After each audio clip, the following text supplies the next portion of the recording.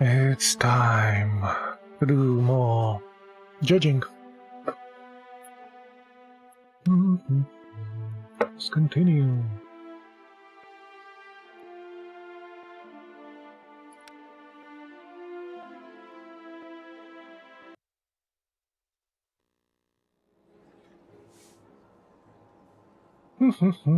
The aristocrats want her dead. These dudes don't.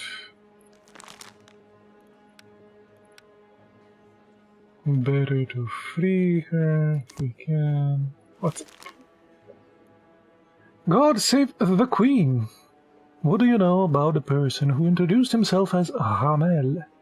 Everyone deserves to know the truth about their colleagues. Meet me at 10 p.m. in the alley behind the Café Cop. Come alone, and you will learn the truth about Ramel's past. It is for your own good. Do not go to the meeting. Okay.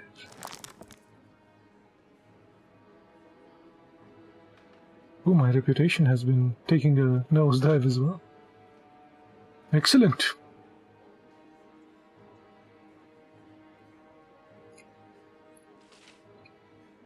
And supply problems. Oh, and the common folk don't like me because there's supply problems. Hilarious. Theft. In the dock is Geneviève Lucier, a resident of the section Bonne Nouvelle Rue Poissonnier. Citizen Lucier is employed as a seamstress, but each Tuesday, Wednesday, and Friday she works at night as a caretaker at a warehouse on Rue de Cléry. When asked why he would employ a woman in a specifically male position, the owner of the warehouse, Antoine Tellier, replied, "All the men went to war. There is no one left to work." She is accused of stealing 1/6 of the contents of the barrels of cane sugar that were imported from the colonies. Citizen Tellier claims that the incident occurred sometime between last Thursday night and Saturday morning, during the Geneviève Lucier's shift. He would also like to enlighten us about the current price of sugar. It is high. The owner testified, which has been confirmed through a on-site investigation, that no windows were broken and neither the front nor the back door were forced open. After ending her shift, Citizen Lucier did not report any unusual occurrence. The missing sugar was reported by the workers from the morning shift. The investigators went through the register and found that for some time there had been small losses after night shifts. Genevieve Lucier seamstress. Middle-aged widow, mother of 5, supporter of the Jacobins. Antoine Tellier, spice merchant, apolitical. Many of his suppliers and clients view him as a greedy and cunning. Although it must be said that people who lack this trait will not strive as merchants. Evidence. Warehouse register Antoine's testimony. Antoine Tellier's testimony. Mrs. Lucier has been working for me for some time, and I have complete trust in her.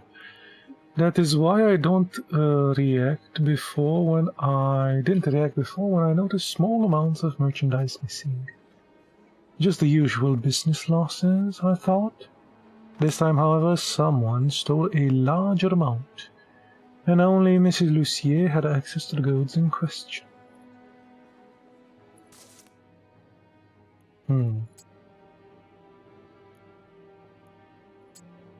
No.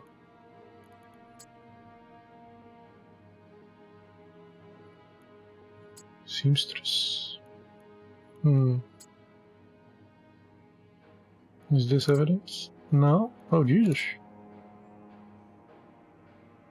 Terrible. Mother of 5. Oh, this must be a trap.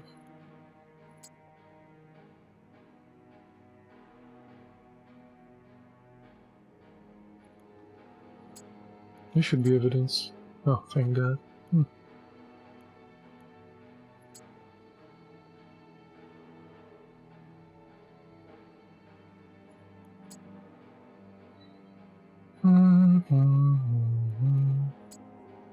Okay, that was good.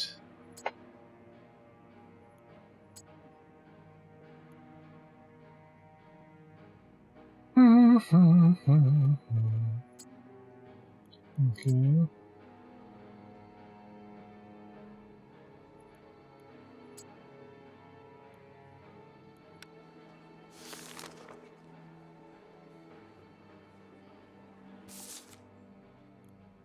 She's employed as a seamstress. Oh, I already did that. 1/6 of the content. That is accusation. Yes. Morning shift is testimony. Oh, that was a trap. Oh, buddy. That was a trap. Will be the motive then?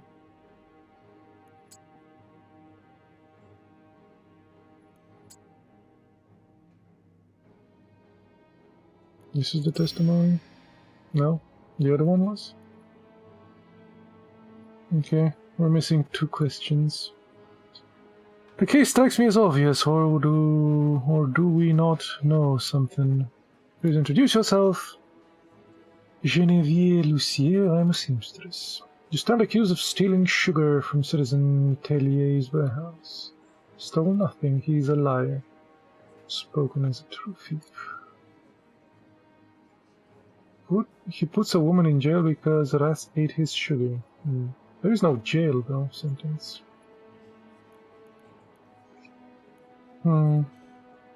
Is it possible that this is not theft, but simply a typical loss of merchandise? I do not know, but the fact is that it's dark at night and Tellier doesn't like the idea of buying additional lanterns. Easy to stumble and slip on something. Do you often see the carrier stumbling on something? Sometimes. But I usually steer clear of them.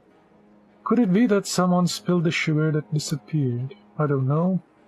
But if one of them accidentally dropped a barrel and spilled its contents, he surely wouldn't admit to it. Of course not. They'd accuse the poor thing. Okay. We need to find something.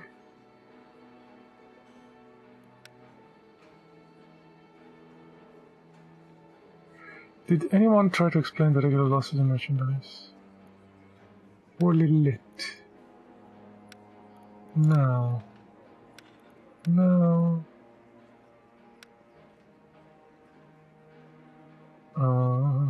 When did they? Sunday to Saturday.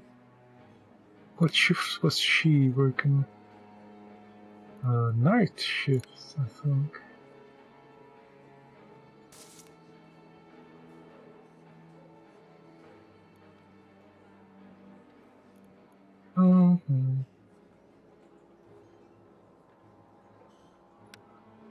Why did you choose to take on this extra job? It wasn't a choice. We're hungry mouths to feed. So you started working the warehouse to steal food. I don't even know what that's inside of the chests and barrels look like. Okay. Work by seamstress by day. I sew, wash my children's clothes, I cook and I clean. And you spend your evenings at the warehouse. The evenings? No, monsieur le juge. I'm there the whole night. In the morning I come back, make breakfast for my children, and then I go to sew. So, the revolution was supposed to make things better. Yes. Acquittal. Only for the best. The jury wants acquittal as well.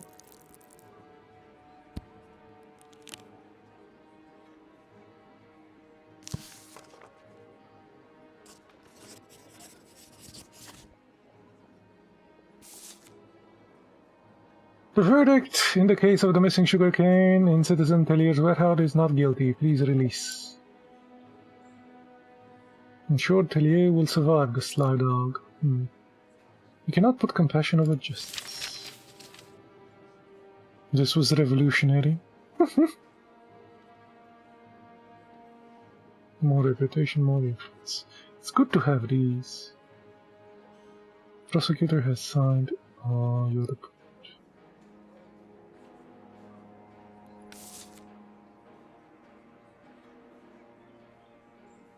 Let's move on.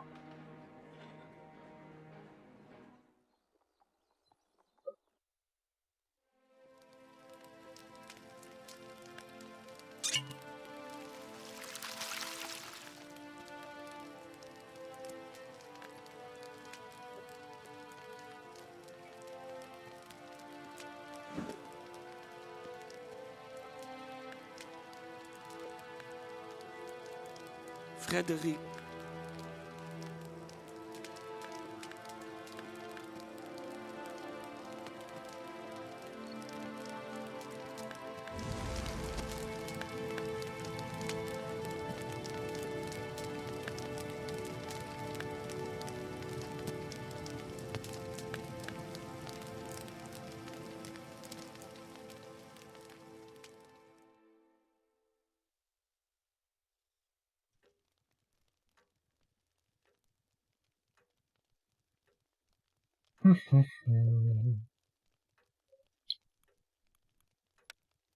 Need something to help with the lady. She's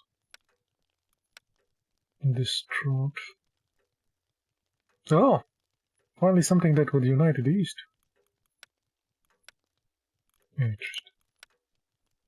Okay, Viola Concerto it is. Let's rise this in a bit.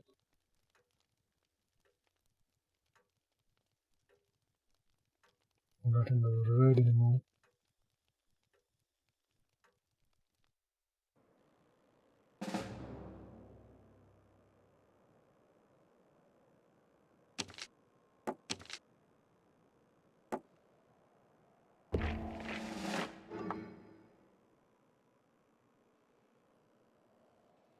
Gregory Ramel.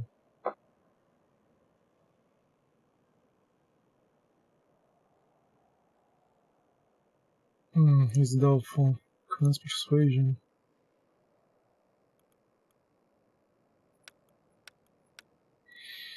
Carefree. So carelessness. Resting is massively the misunderstanding. Attached. Manipulation, destroy. No opinion.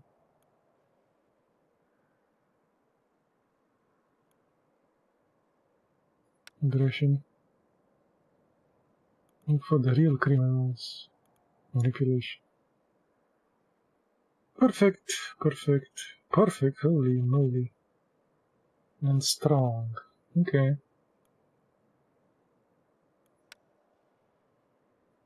Or it's this. You have the wrong man. Thank goodness you didn't hurt him. The consequences would be dire.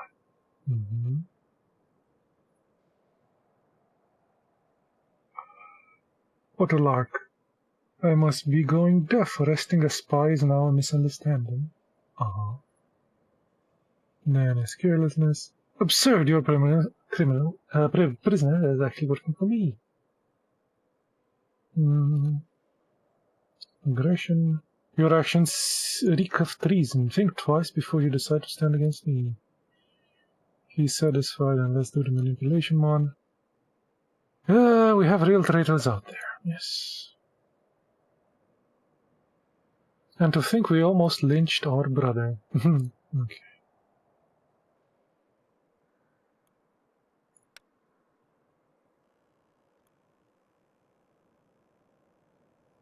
I didn't think the spy could get caught. He's taking over a section. No, I'm going to fight that. And you're going to come here. And from here I guess I'll help this guy out. Those guys are going to be...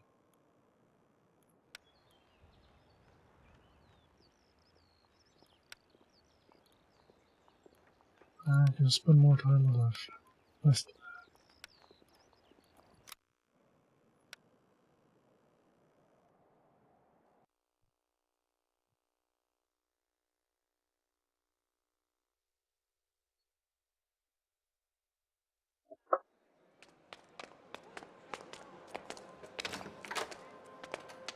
Good morning, citizens. You did not hurry here, did you? A long night. Citizen Robespierre, to what do you think?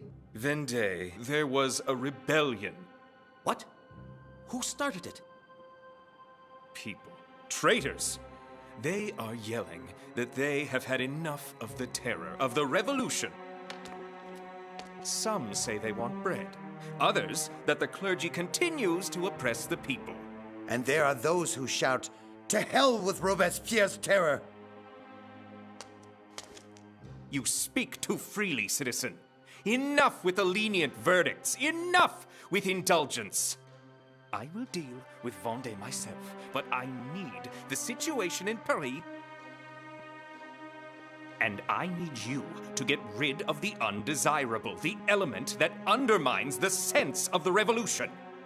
Fear will help them think more rationally, to believe in its message. You must bring peace to the capital city, even if that means blood. And what about legal equality? Justice? Terror is nothing but swift justice.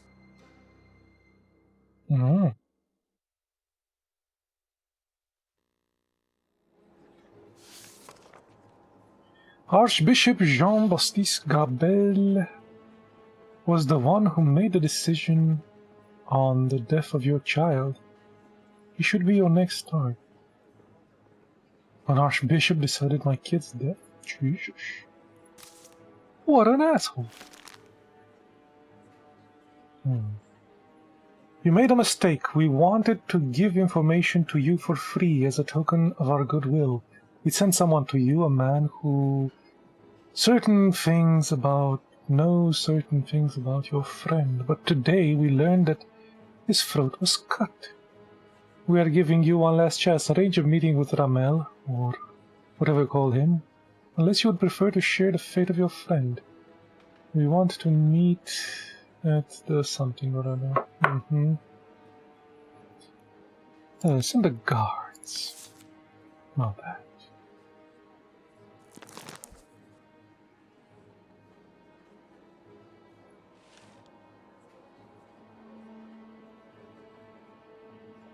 A royalist uprising is started in Vendée.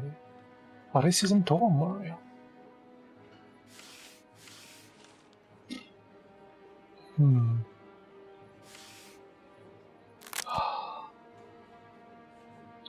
Revolutionaries want him freed. Common folk and aristocrats want him dead.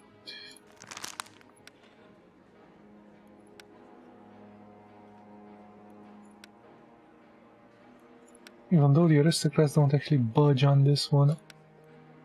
Either way.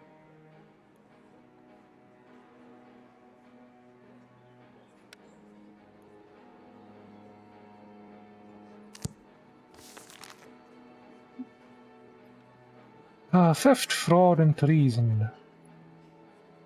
Isaac Medelsheen, a 53-year-old Jewish widower, runs free Parisian inns and grants loans for a living.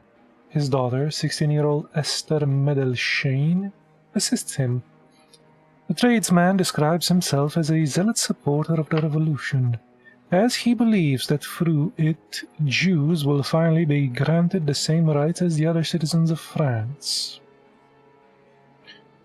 Due to a current shortage of food supplies across the city, his primary source of income is usury. Medelsheen is suspected of having stolen military supplies with the intention of selling them in the inns. The alleged crime was witnessed by Count Jean-Philippe de Barreau, one of Medelsheen's debitors. He notified the authorities that late in the evening on Sunday, 12 September, he watched Isaac Medelsheen personally manage to unload vehicles that belonged to his cousin Herz Medelsheen. As they were standing in front of his warehouse, everyone knows that Herz only provides supplies for the French army, and that his managers are frequent guests of Isaac's inns. The investigators found military chests stamped with Herz Medelsheen's company in Isaac's warehouse. Their contents, wine, dried horse meat, and flour, were not mentioned in the inventory. They appeared, however, in the way-bills of the garrison in Remy. The records show that Esther Medelsheen is responsible for the inventory. Isaac Medelsheen was immediately arrested and accused of stealing from the French army and acting against the best interests of France. Evidence. Statement of Esther Medelsheen.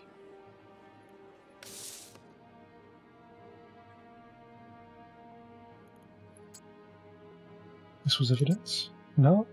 Just said that.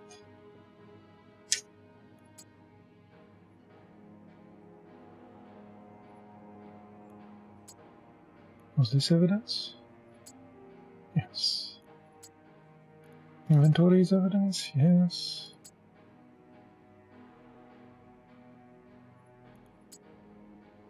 Course of events? No? Oh, Jesus. Accusation? No. Damn. Method? Finally. And one of them is a trap as well. Supporter of the revolution.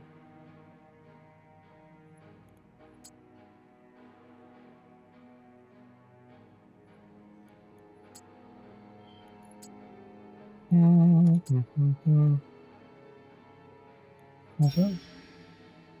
No. Your mentals will cost too. Okay. Oh, that gives me another...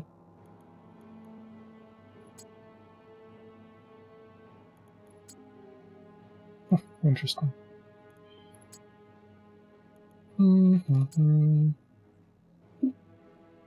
A few more questions. And one of these things is a trap.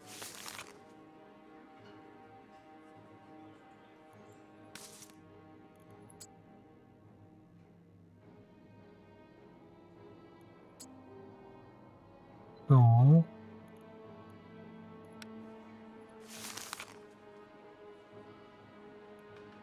Oh, we did this.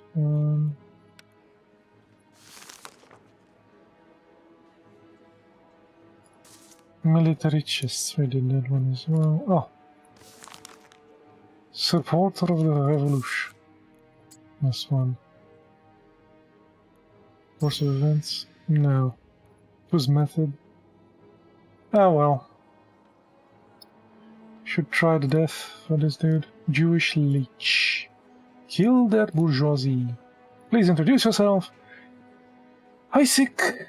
You're accused of stealing property of the French army. Theft, monsieur? What crime? Witnesses who saw everything with his own eyes. This is slander, made up by Count de Bro. He owes me money. The military chests in your warehouse filled with supplies intended for the garrison of Remy are quite conclusive evidence against you. You can explain. Can you?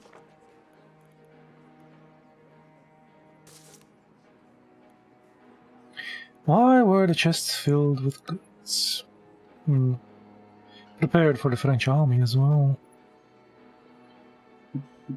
Our army is not the only party buying wine and dried meats. The chests were supplied with goods purchased from my supplier. Mr. Rosier can confirm anything, he cannot confirm anything. Yeah, okay.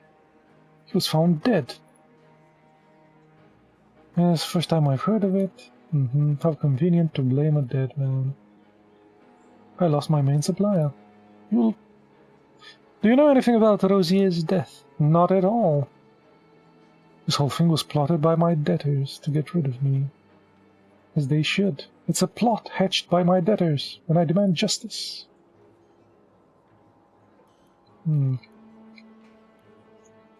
Let's call in the witness.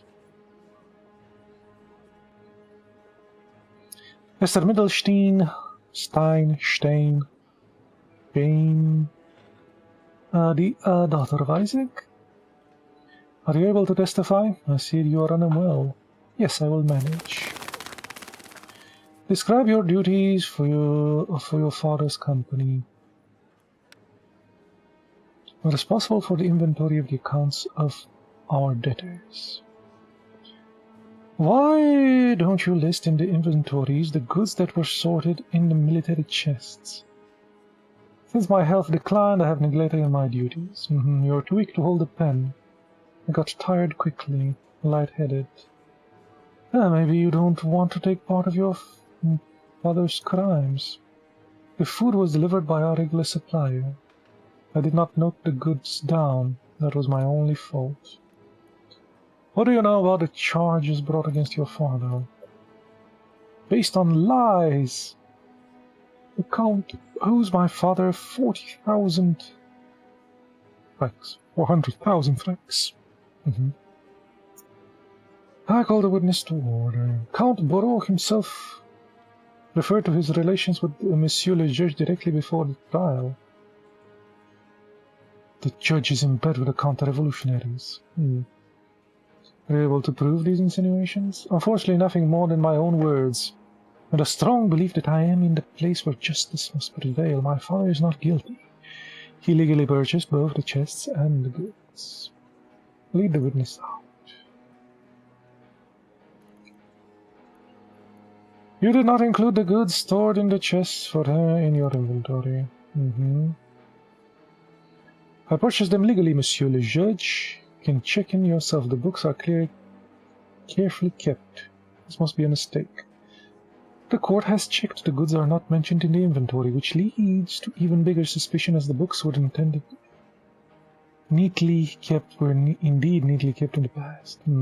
My daughter is responsible. She's extremely ill. She forgot. Maybe you did not tell her about the goods. If you were no thief, the girl wouldn't have been left alone. There was no crime. She must have planned to write it down later. I'll stand up and kick his ass, I swear. Who is responsible for managing the inventory? My daughter. She's the only person that has access to it. I take a glance at it sometimes, but I would never get my daughter into it. So you don't look after your own books, best as I do myself. However, the goods were not noted down. Trivial thing. Your execution will be a trivial thing. Let's see if the last one pushes it. Rip his lying tongue out. No, did not push it over the edge. He did not. Explain the daughter's illness. He is a debtor, not an informant. How did his daughter react to the accusation? She took the blame.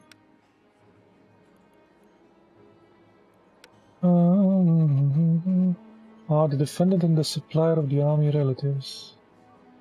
Yes, they are relatives.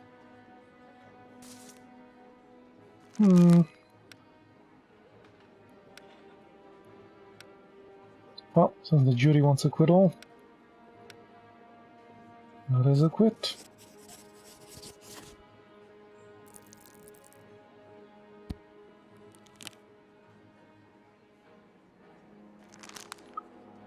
Oh, and we have more of these.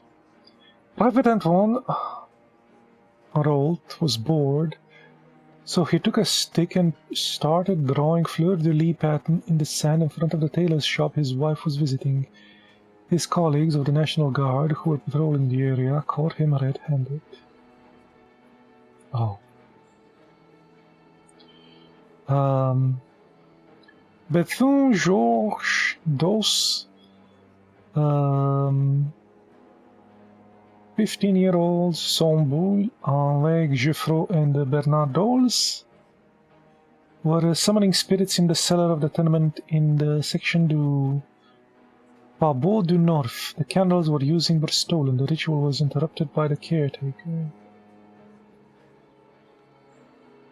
That didn't change anything. Dr. Hugh Beaufil was awakened from his slumber by the wife of a townsman. Her husband had fallen ill during supper. The physician took his time before answering the door and refused to see the patient because he was too tired. The woman could not find another doctor in time. Her husband died. Well, off to the guillotine with you then.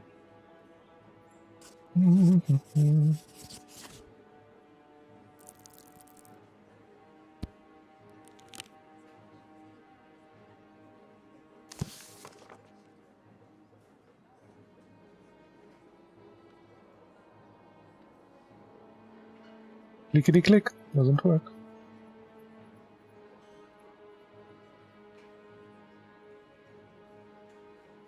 Oh. She took the blame. But I already did that. He's not guilty. Take the defendant away. I firmly object to the verdict. They let a thief walk free. He's a counter-revolutionary. The judge was bought. More reputation, more influence, 5 out of 5. It's because these guys didn't react. That's mainly the reason.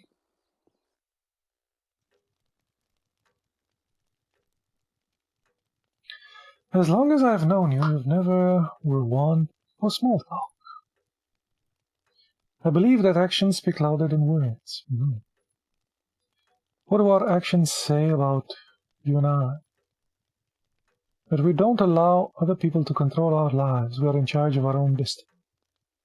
Would you at least reveal where you are from? I can tell you that. Just like your brother Bruno, I have also spent some time living on the street. My older half-brother kicked me out, and yet I miss him. I'm sorry. You shouldn't be. At least now I'm strong enough to do something about it. That's why I'm giving you Archbishop Gamel's head on a plate. Why? Because he was the one who planned your son's death, and I learned of his deepest secret.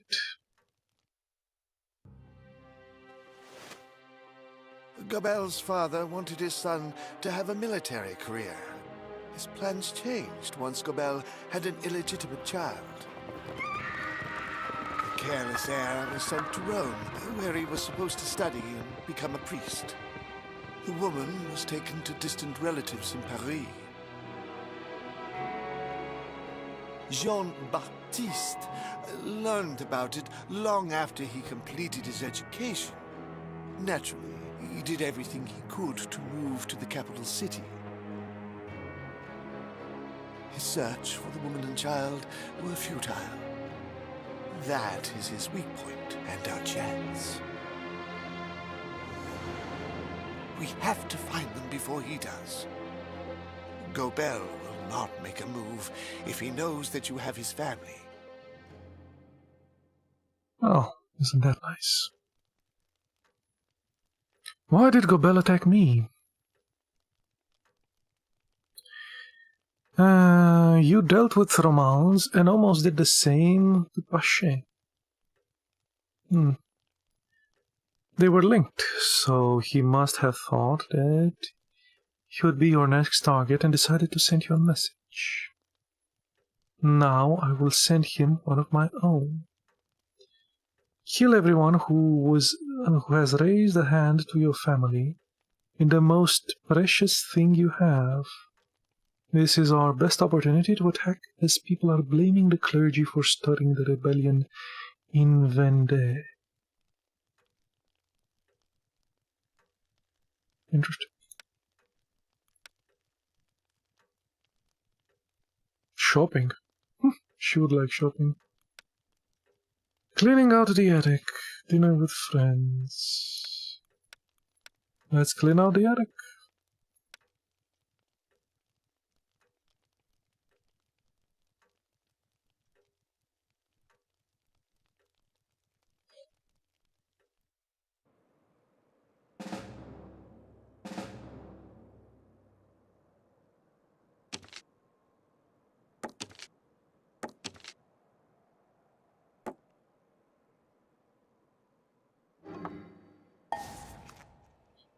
New opportunities. The statue has reached another level of development. You can seize another building.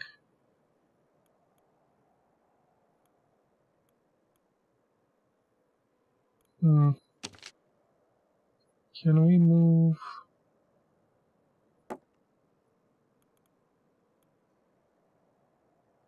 A diplomat is taking over. That guy is wounded. Should go to this guy here. He attacks the diplomat.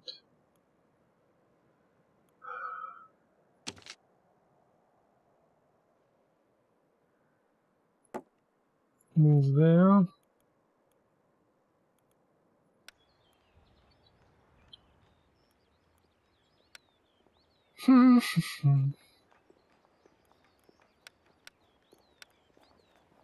Oh, this is the only one I can.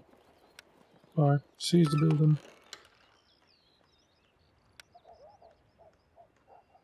Operate more efficiently in Paris. Okay.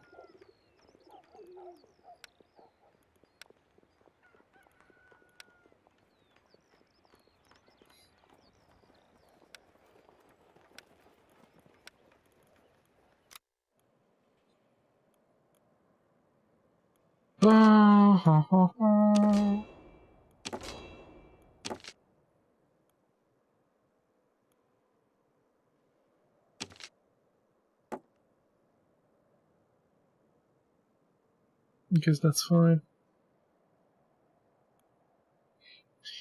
Intrigue. Jean-Baptiste Gobel. Seeing how you dealt with the Ronalds and the mayor of Paris, Gobel now sees you as a threat. The brother used to be an important source... Brothel? The brothel used to be an important source of income and information for him. And as the mayor, Pache allowed him to control the city. The Archbishop himself planned your assassination and arranged the death of your son, forcing both the Renauds and Pache to take part in the crimes. Rumors about his son, embarrassing sports.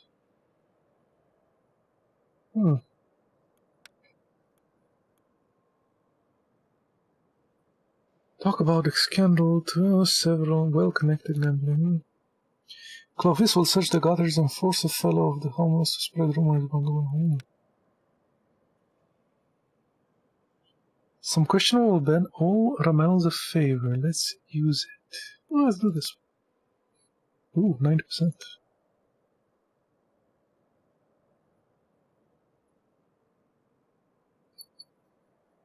It's time to look for rotten apples in Gobel's orchard. If we reveal the wrongdoings of his subordinates, we will undermine the people's trust in the Archbishop. Um.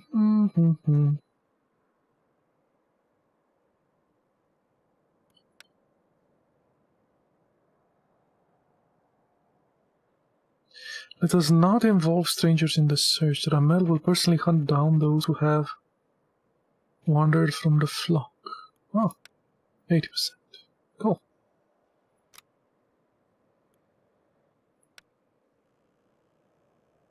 Let's go.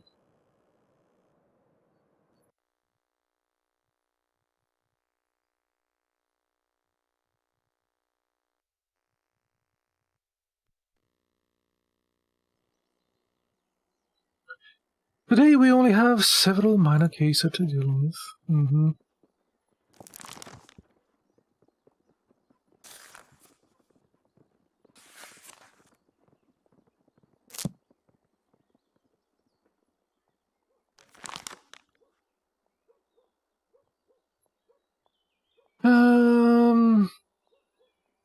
Aimé Martin accused brothers Théophile and Eloy Serbier of raping her during a dance. They allegedly dragged her near the Seine and forced themselves on her in the shrubs. We did not find any witnesses of the incident, and she is a revolutionary. Well, that will help with these. De la Place. Two cheap prostitutes, Marie-Laure de la Place and Yves, assaulted and heavily and badly injured their colleague Lucille, who had allegedly seduced one of their clients. Passers-by found the victim in a dark alley. She was unconscious, bleeding, and covered in bruises. Owing to the attack, the victim lost her left eye.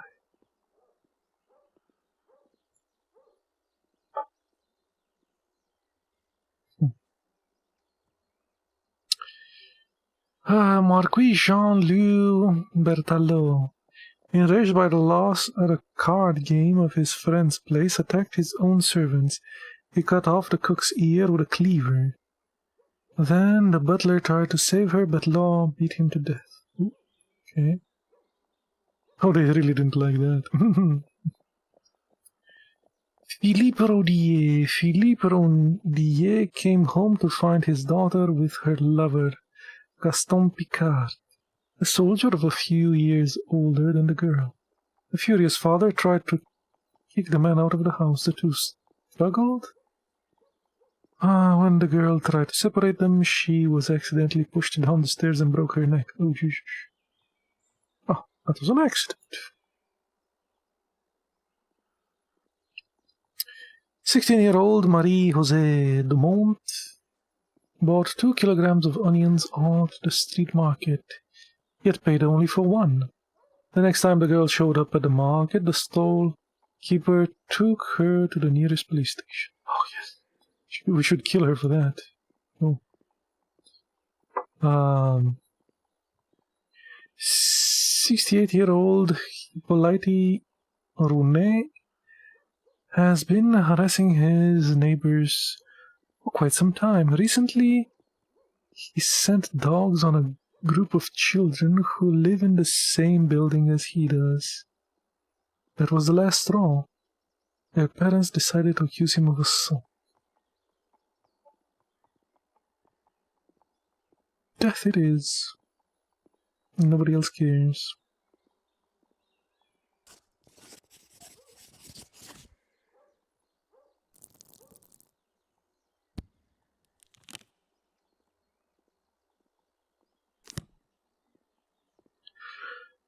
Thank you, even the less powerful deserve justice.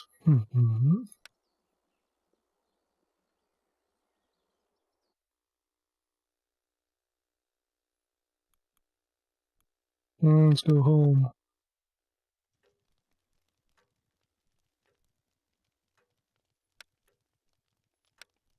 Yeah. Let's do something that these two like to do.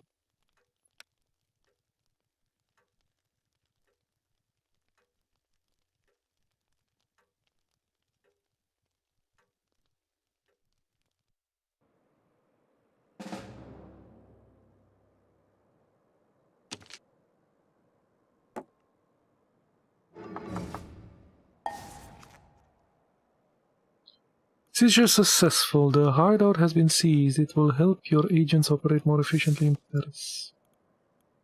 Muscadins is inciting the crowds. Enemy diplomat. Enemy diplomat.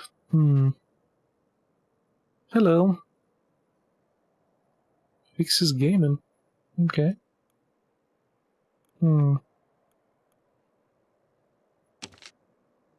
Should go there. Should fight that. Should fight this guy.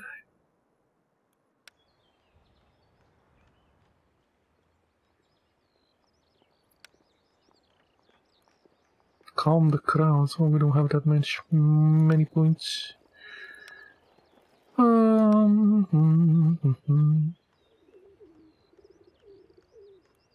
Spend more time with the family. Let's see.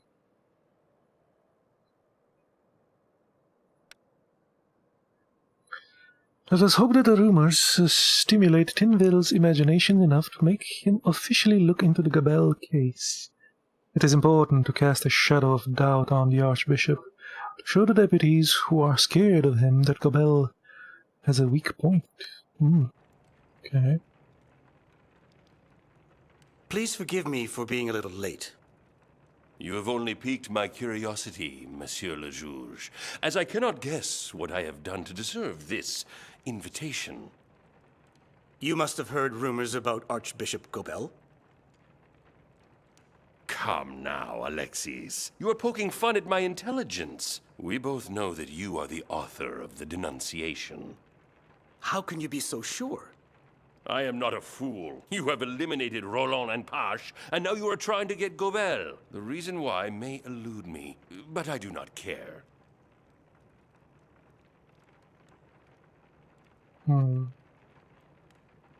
Interesting. Okay, we have these two. So if he's carefree, we can be careless. If he has no opinion, we should be aggressive.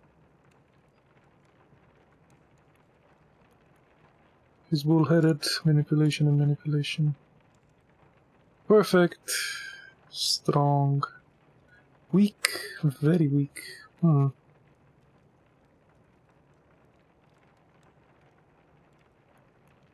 Bullheaded.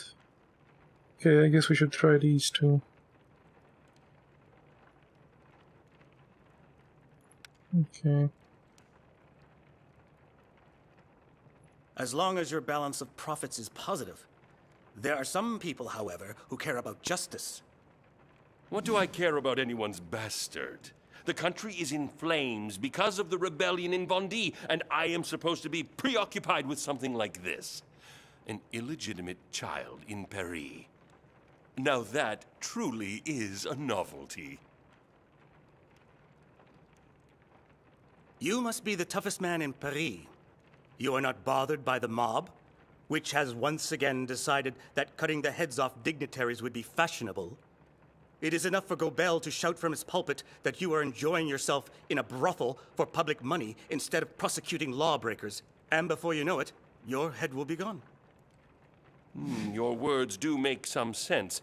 These days, people are indeed full of negative thoughts. Okay. Let's see how about this. You deserve a much higher position than that of a prosecutor. You could become a symbol of justice. But Gobel will not let you rise. He does not care for your talent. The only thing that interests him is how deep your spine can bend when you bow before him. Oh, you like that. And let's try it again. Every Catholic should get the chance to redeem themselves. As an archbishop, Gobel should do this openly to console the hurt Parisian souls, and maybe even save the lives of many innocent people. Yes, I am already convinced. I will see what can be done. Yeah, she's satisfied. Excellent. Maybe it is a good thing that fortune is on your side. After all, you want to go against Gobel.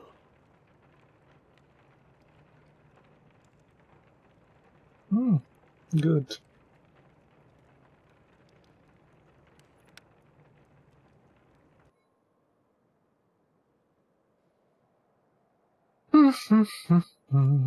This will be the next day.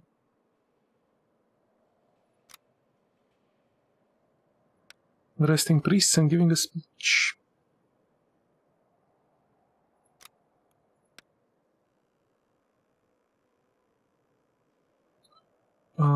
Time to...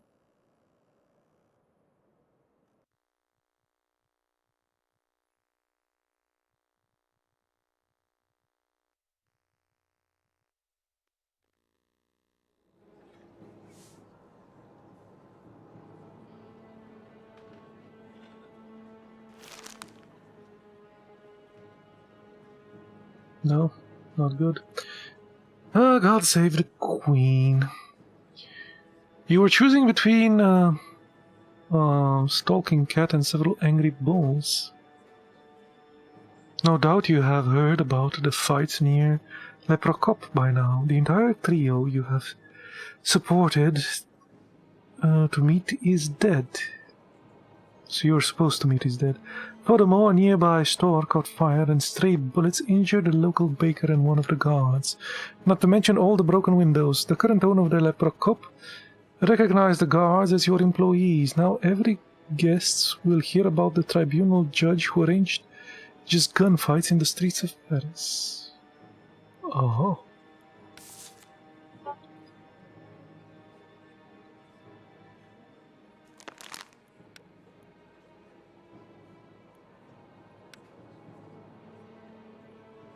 Uff.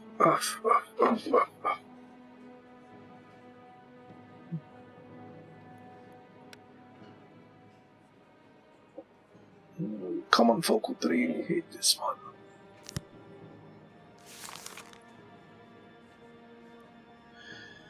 The defendant, Valérie Moreau, daughter of the advocate Philippe Moreau, she was arrested as a suspect for the murder of Lieutenant Sarge Mallet, a cavalry officer. The investigation revealed that they knew each other well, and according to both families, met several times a month. What's more, Lieutenant Mollet has asked Philippe Moreau for his daughter's hand. Miss Moreau testified that she had found her friend's body in his apartment. She was arrested because the servants testified that nobody else had entered Lieutenant Mollet's apartment on that day, and that the servants have seen the victim alive before her arrival.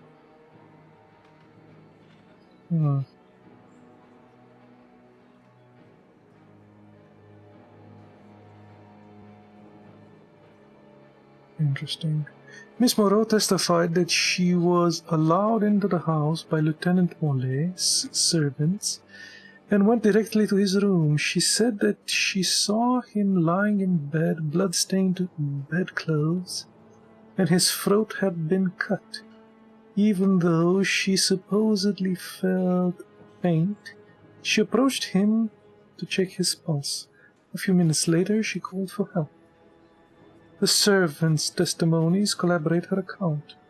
When they found her, she was holding Lieutenant Mollet's body in her arms and sobbing uncontrollably. The blood-stained knife was lying on the floor, and on its still wet hilt there were small, probably female fingerprints. Well, why don't we check? Or don't we know about fingerprints yet? The case seemed simple.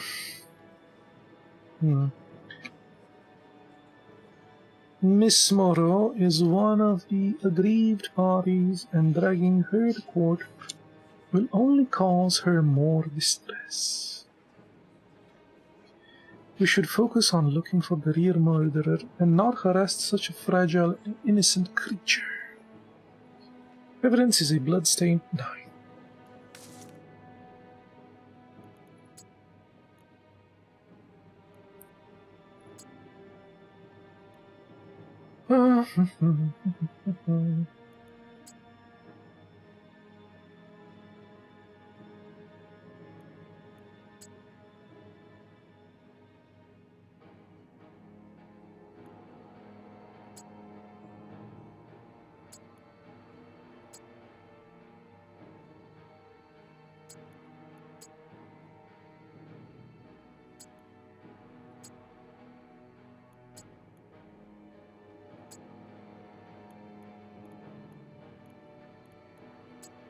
Motive? Uh-huh.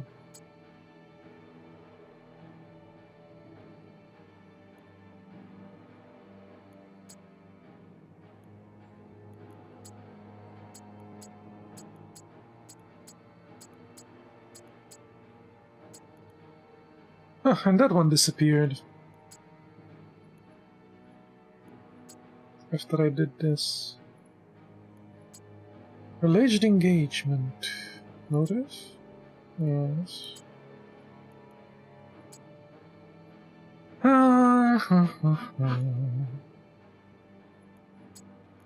Accusation? No.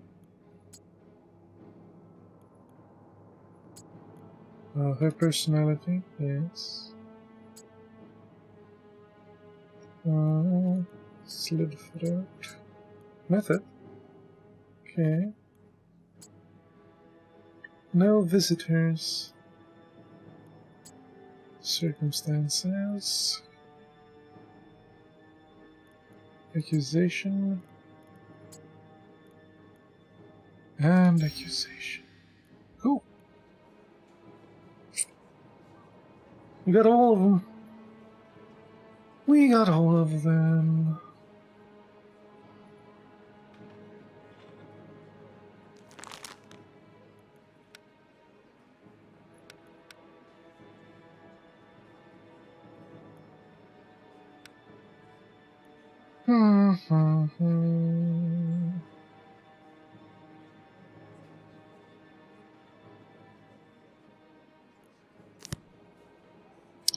Young, pretty girl and unhappy. No wonder people take her side.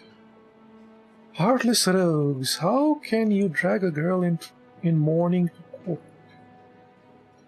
Introduce yourself. My name is Valerie Moreau. Miss Moreau, you're accused of murdering Lieutenant Mollet.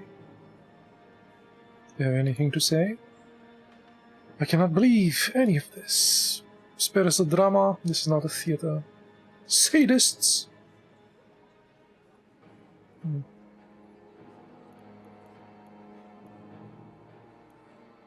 A bloodstained knife was found at a crime scene.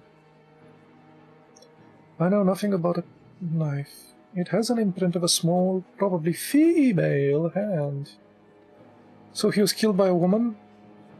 He had someone else who wanted to marry me? I did not say that. I'm rather confused. Poor girl. Monsieur le Judge, the accused is trying to deceive us. We know that the woman's imprint on the murder weapon means. Maybe I left it when Serge was already dead. She probably grabbed it in shock.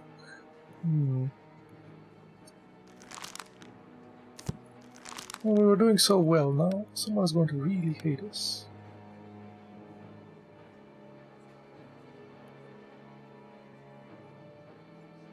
Oh! Did not want to do that.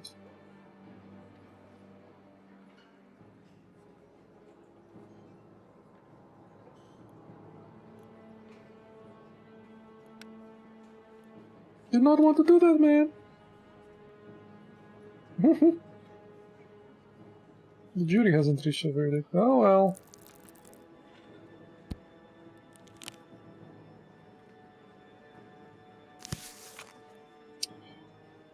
Did the defendant? No. What? No. I don't know what the jury thinks, but he's not guilty. You let her sweet eyes deceive you. Huzzah! You let a murderer go free? A verdict already? What about the trial?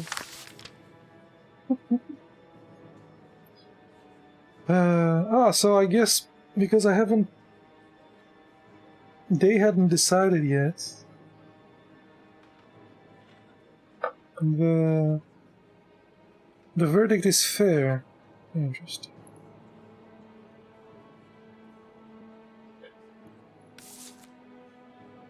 They hadn't decided. Hilarious. Let's move on. Accidentally clicked anyway.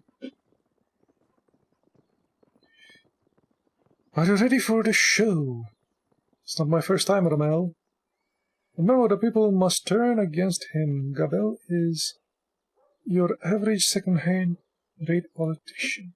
Trust me, I can handle it. Can I handle it? I'll have to see.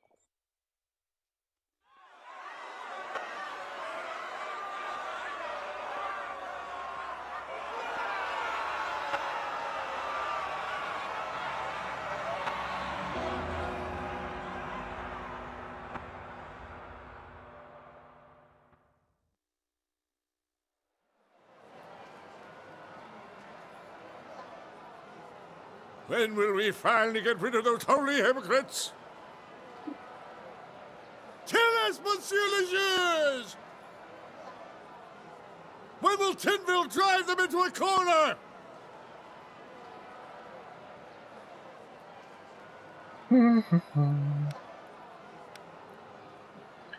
They're bullheaded. I know how angry you are. It is their fault. Ah, aggression. They have lived off your hands and worked many years, and they still do. As the carelessness for this one. Patash Gabel is the worst among the liars. Manipulation, maybe? Oversensitive. Better the truth, humility. Perfect, perfect, perfect! Strong. Ah, we'll do this.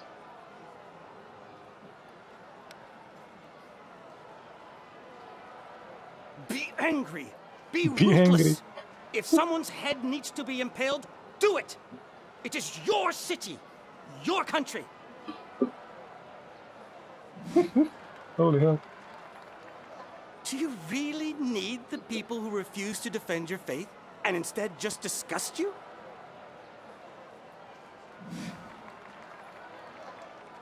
Archbishop Gobel is another embodiment of that evil which you yourself have overthrown.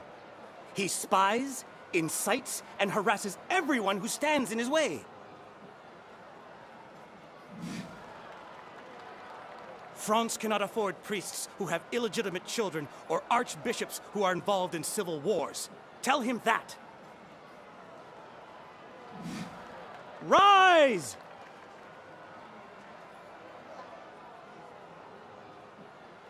That was pretty good.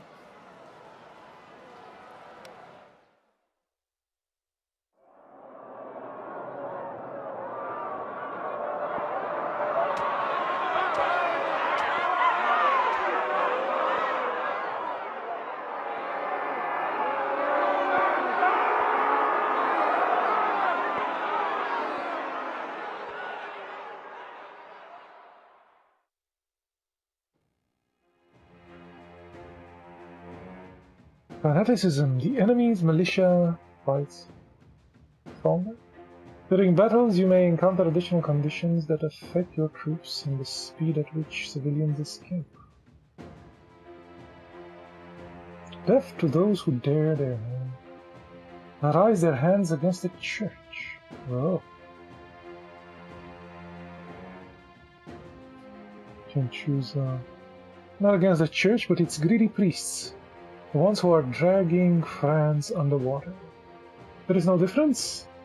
We will not let this stand. We should put your heads on pikes long ago.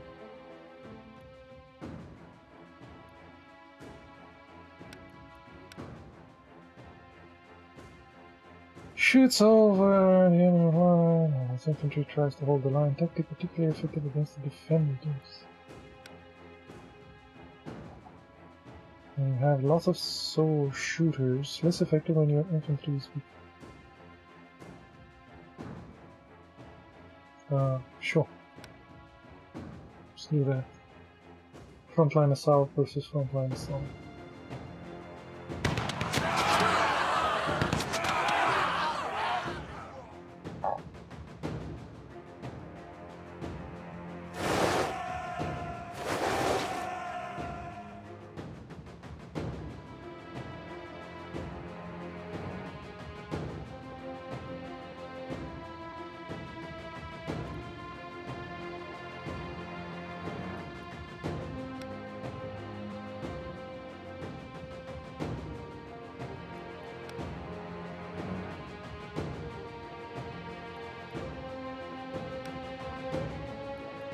Yeah, we'll keep it neutral. Whatever. Neutral versus flank.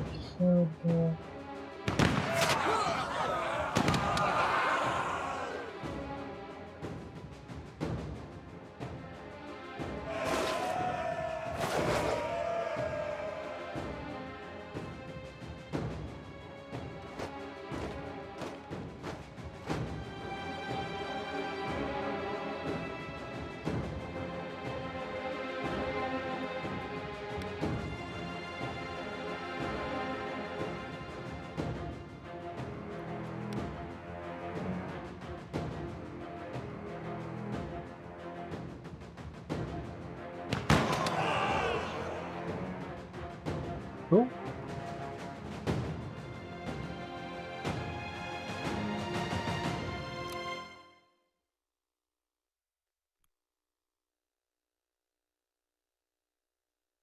Go home. Kid is dead anyway.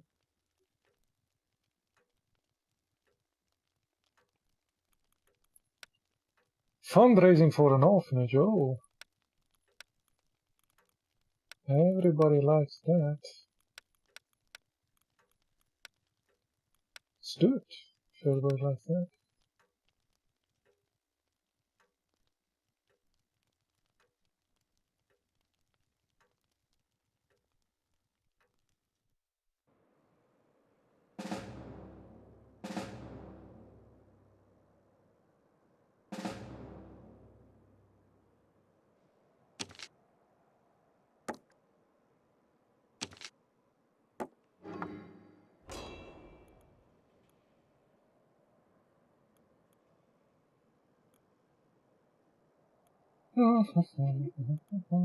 Yep.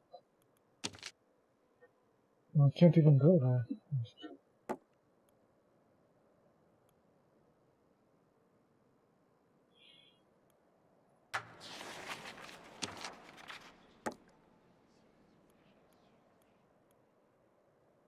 Can't even move that.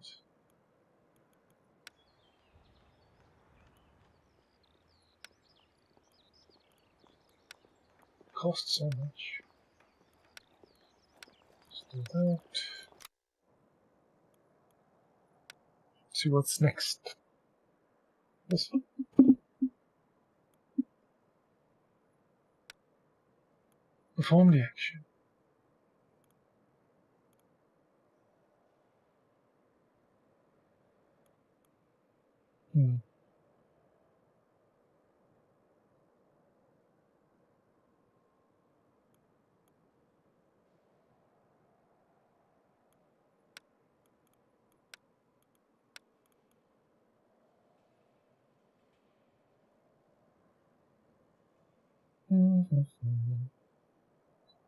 That's trouble with Gamel. It all happens so suddenly. People will find it suspicious if we don't make a move. Will they think we are on the side of liars and traitors? That is right. Can't reveal that. She's oversensitive. Controlling manipulation. That. Situation on the street is becoming difficult to control. She's attached. Trouble with Gobel was that has only poured salt on the wounds. The humility for that. We need to punish someone and set an example for the clergy. Or English. That's perfect. That's not good. Oh, attached. Maybe we'll do manipulation as well. Very weak argument. We'll do manipulation at all of them. The hell.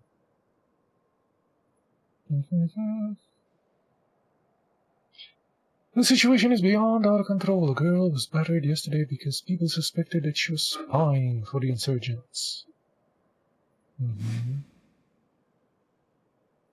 How did that happen? If rumors prove to be true, Gobel's presence will make the situation yet even worse. She never liked him. You must try manipulation again. Oh, she's really satisfied. Okay, you have my spell. Excellent. Reputation and aristocrats.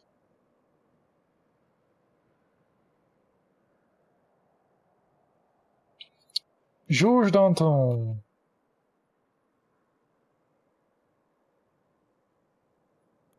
Can't reveal anything, we're out of points. He is oversensitive, we can do manipulation there. Streets becoming difficult to control. The problem with Gobel is that he only more sword on the move and so on. That's a strong armament, manipulation, humility is a weak. Once again, we will try manipulation on all of them. Situation is beyond our control. He's intrigued with that. He kinda like that. Okay. He's intrigued.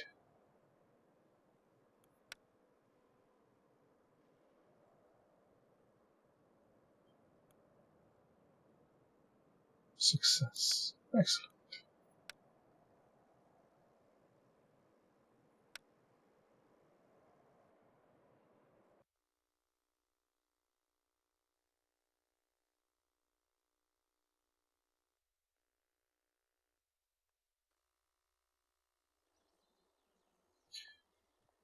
Minor cases and some news. Dear Judge, this evening we will be holding a ball on the outskirts of Paris. We've invited only the brightest minds of France, the better part of France, and your presence is expected. My associates and I have something to tell you, something important. The cart will be awaiting for you outside. Clement Renaud. Okay.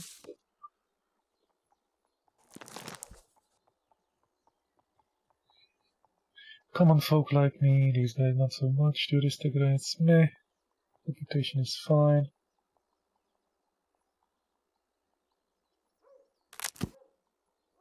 Let's do some verdicts.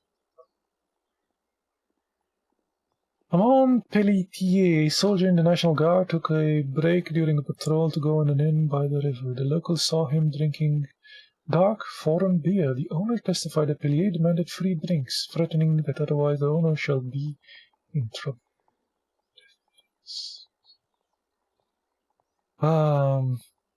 Marie Garot. Marie Garot's little boy died, probably as a result of being beaten. When she brought her son to the doctor, the only thing he could do was to declare him dead and call for God. When the investigators inquired about the location of the child's father at the time of the incident, the suspect refused to answer.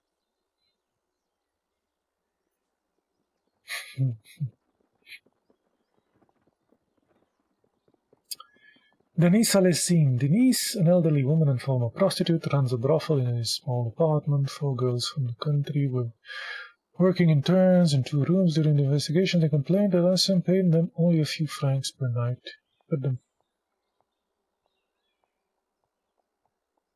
Why is this a death penalty? Because she runs a brothel.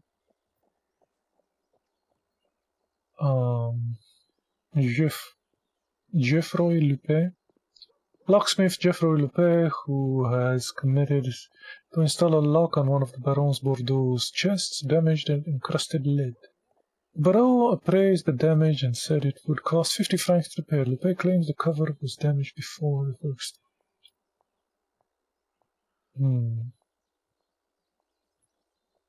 Maffio Bassard was gossiping at a tavern on the Rue Saint-Martin, telling anyone who cares to listen that his sexual relationship with Luc Ferrier's wife, the investigators have established, was probably lying. There we go. According to the reports, the merchant Rémi Jacquin bribed the managers of the river port to detain goods belonging to his competitors. That way, he was able to sell his own products at a higher price. Parisians have to pay for his goods. Everybody like that. Okay, so we're totally in the plus.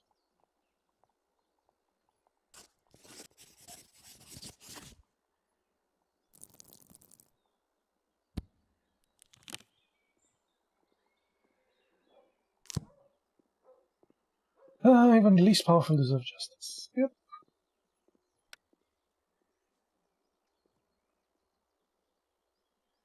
Good day, citizen. I'm here to take you to the ball. Are you sure that I have the intention of going? Should you resist, Citizen Renault has asked me to tell you that during the event, we will reveal the name of the person who murdered your child. What? I know very well who did it. I sincerely doubt it. The carriage awaits you, citizen. I have nothing to lose, so please follow me. Okay. Nothing to lose.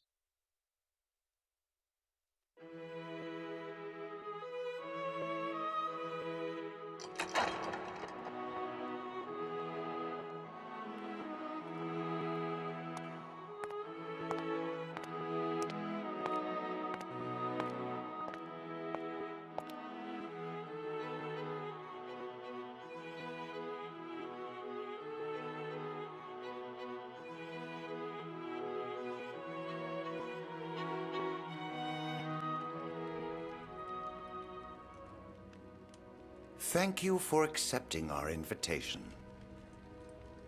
That's why everyone hates aristocrats. I didn't really feel like having a choice. Fair point. Thank you anyway.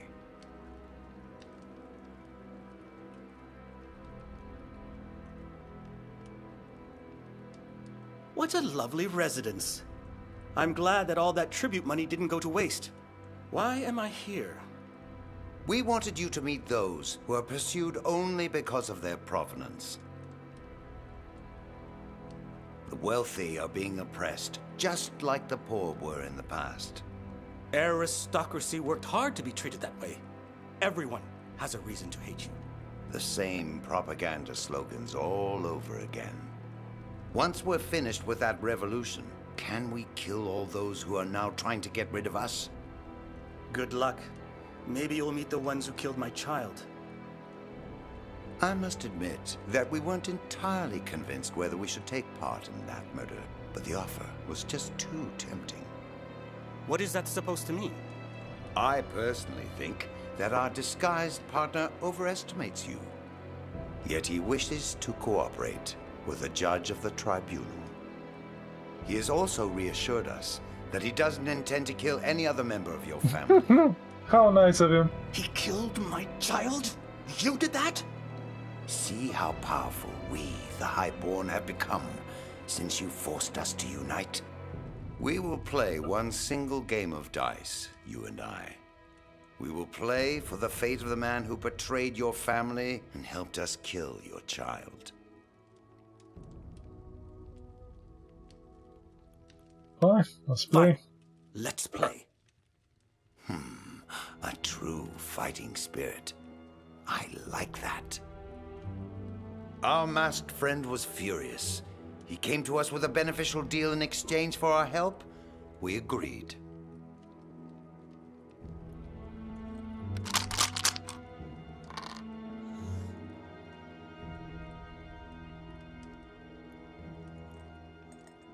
I have free roll. Okay. Bonus turn.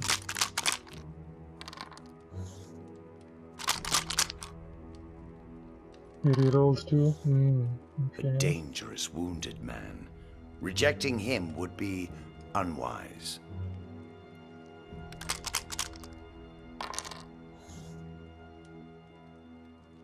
Can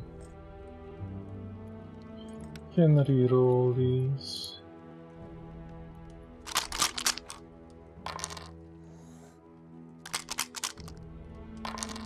Ooh, that's. He asked a person we know, someone we have collaborated with before, to help him kill your child. What a fool. It's quite lucky there.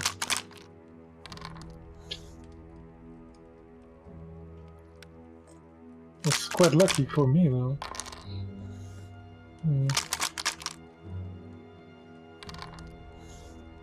We will bring you his head on a plate. This will be a token of our goodwill and proof that it is wise to be our friend.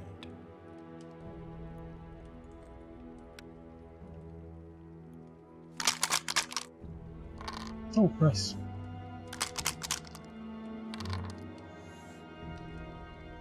The aristocrats will proudly return to the city any day now. He won that and one as well? every person who has not taken our side will be dealt with. I have only one.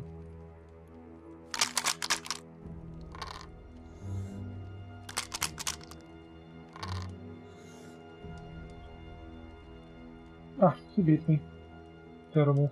Sooner or later, every gambler learns that he has no control whatsoever. He passively observes how time pushes him into failure. A deal is a deal. You lost, so we will not tell you anything. And Paris shall get what it deserves. Okay. Everything pointed to Gabelle. If it was Riddle Renaud who was responsible for my son's death, then I should not have started a war with Gabelle. I don't think I could have saved my kid. It's like too intricate into the story of this game. Made a mistake, I'm sorry. There is Gabelle on one side and the furious, revenge-driven aristocrats on the other. A war on two fronts at once, at a time when our country itself is consumed with civil war. Maybe you should agree to that alliance. I will not ally myself with murderers of my child. You still have another one. I will not do it. It's your life, but I would prefer not to bury any more of your family. After the ball, okay. They hate that.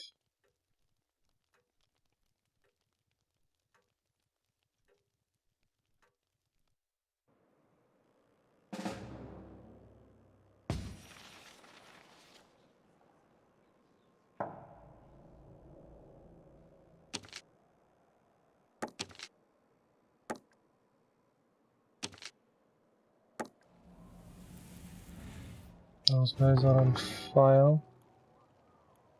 These guys are going to accuse these dudes. It's a diplomat. Those are two diplomats. You can lower the crowds.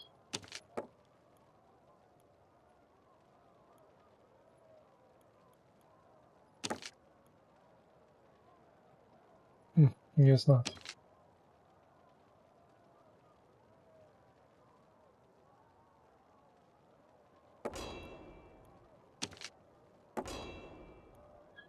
They will fight there. This guy can't actually move because he's wounded. I mean, moving doesn't matter.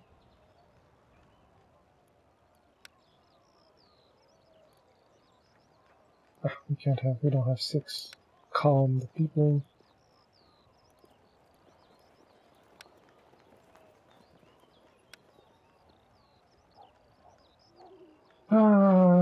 Characters will have better starting attitude.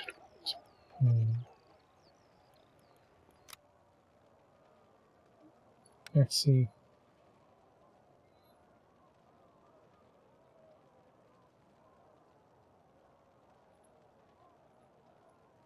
So it's not...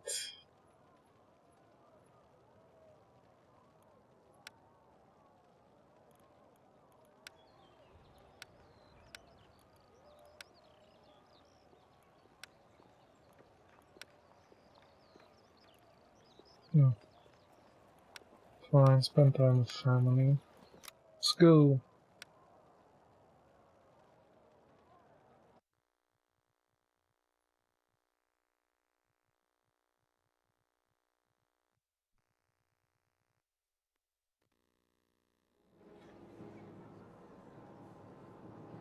Ah, monsieur, there is a tragedy of 2 streets away. People are calling for a judge.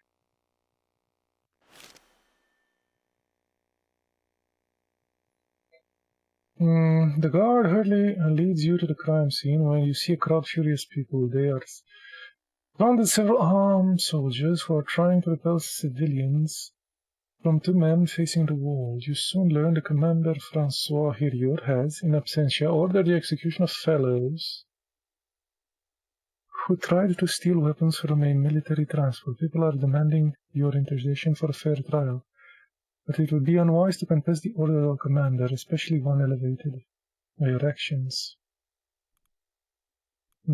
Order him to be shot. Yes. Orders are orders. Revolutionaries like it. Do.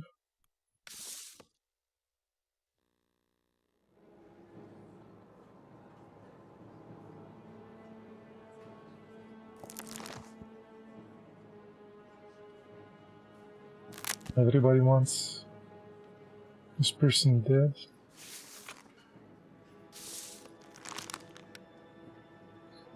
You aristocrats don't really care. One way or the other. Advocating for monarchy. Aimé Danet, a 18-year-old orphan who is currently employed at a lamp shop, is accused of being a monarchist. Prior to the revolution, the defendant was working as a kitchen maid in the Parisian residence of Xavier de la Borda, the Baron de Les Innes, who was a sworn supporter of Citizen Capet. After the beginning of the revolution, he was accused of plotting against France. However, because of insufficient evidence, he was only stripped of his title and fortune. Danet was denounced by the head of the lamp shop, 56-year-old Louis Barthier. He accused her of supporting monarchists and having counter-revolutionary views. Aimé allegedly committed theft of groceries from the Lampon loom shop pantry. It would have been an ordinary crime if not for the fact that she then handed the food to Xavier de Borda. After his trial, the former baron started living on the streets, dressed in rags and begging for bread. The crime was witnessed by another worker, 51-year-old Barbara Cuvier, who also worked at the baron's residency, though only for a short period of time. She testified to having seen Aimé take bread and cheese from the pantry and give it to de Borda. He also nagged other employees of the loom shop, asking them to bring him food in exchange for money.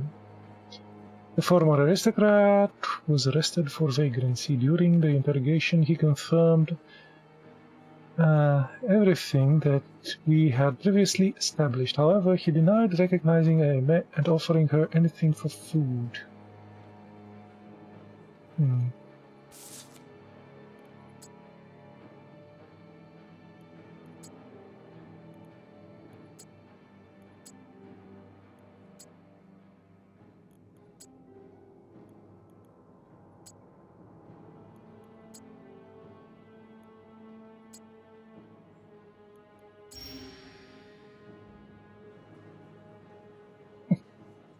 Excellent.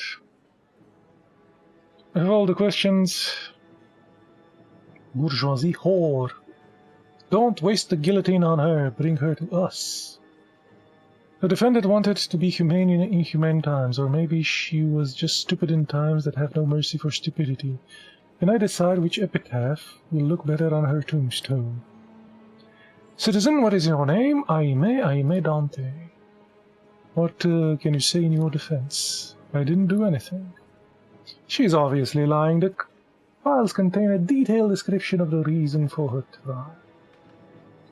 Citizen Danet, the principal of the weaving shop, claims that you were helping a sworn counter-revolutionary Xavier de Borda, the former baron of de Les Innes, with food. I just fed a poor man. I don't mean any harm. Why did you not feed a child instead of a former rich man? Should I pity an old man less than a child? She is lying, as monarchists always do. Jesus, they like that? Yes. Oh, yes.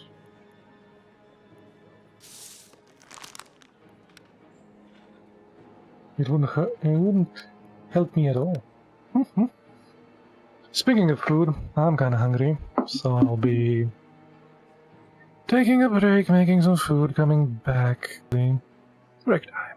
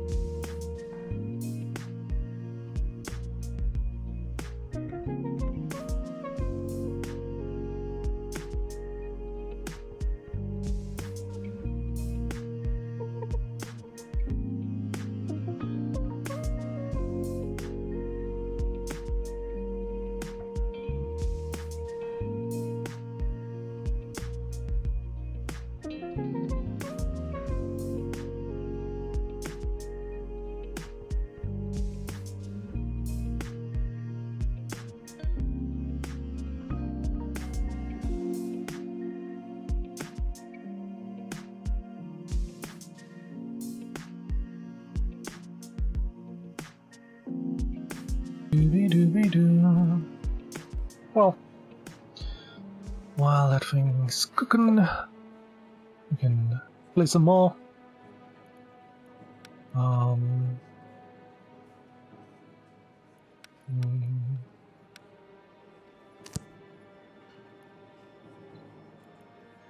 Did the groceries you gave to Xavier belong to you? I took them from Mr. Bethier's table because... So they were not yours, no. So you stole them from them, say it. Order. The defendant admit to stealing groceries. No, Bernard hasn't paid me for the last 2 months. It was him who should be tried for theft. The fact that you are not getting your salary doesn't give you permission to steal. It's his fault that I cannot afford bread for myself, not to mention others. So I deduct them from them. This is the mindset from the former regime. I am entitled to this. Bernier is no saint either. They want her dead. Did you support the revolution? Yes, although now more than often... although now more often than before the cupboard is bare.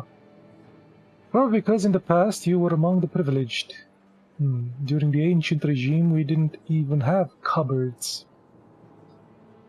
If only you could have seen how we lived in those palaces. And so the revolution has disappointed you, and you decided to help its enemies. No, I just fed a beggar who asked for a slice of bread. The beggar was the former Baron of Bordeaux, recognized by the court as an enemy of France and its people. The Baron had really changed. His skinny, grey hair looked like he would faint any minute. I wonder if she took pity on anyone else. Ooh, that really helped.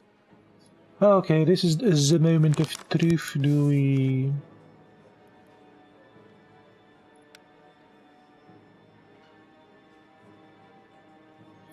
Skinny and grey hair.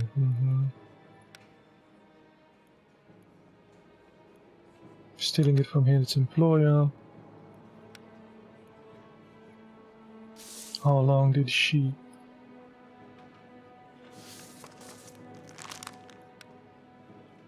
They would really hate that acquittal, even though it was the right thing to do.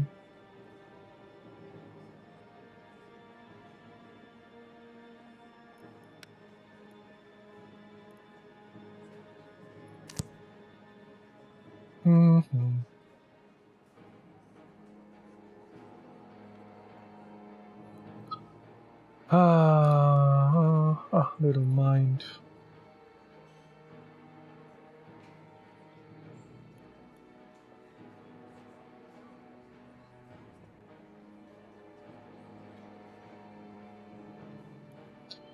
What did you get in exchange for the food? A kind word.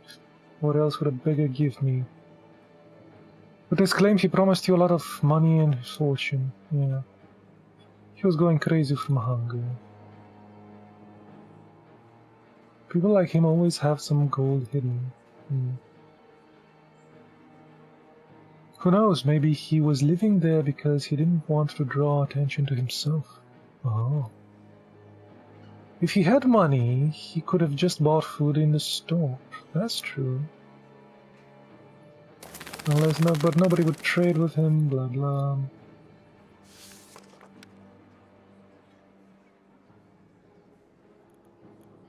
How long did she work?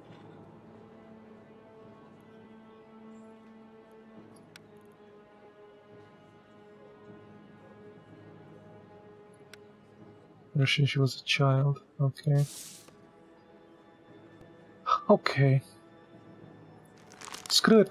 Let's free her. This is silly.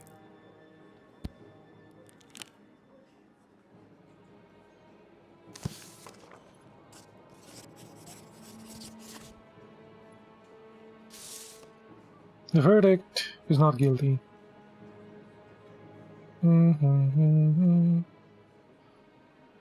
He let the thief go. Are we letting counter-revolutionists go now? You're the enemy of the people.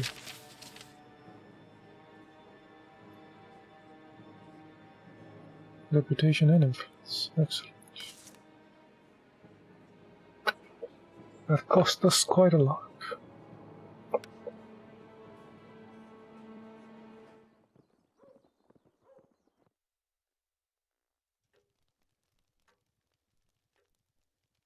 So the Renaults were responsible for Frederick's death. Everything points to that. We will never be free of them. They will pay for it. I won't do anything. The Renaults have to pay. What good are revolutions and revolutionaries if we cannot demand justice?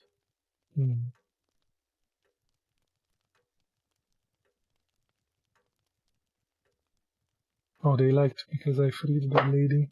Oh, at least that.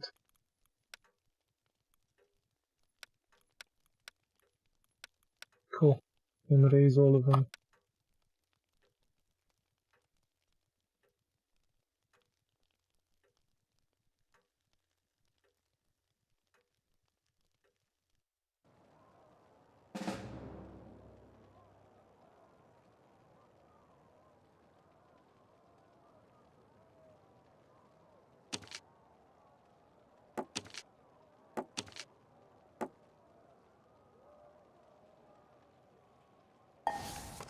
Construction finished.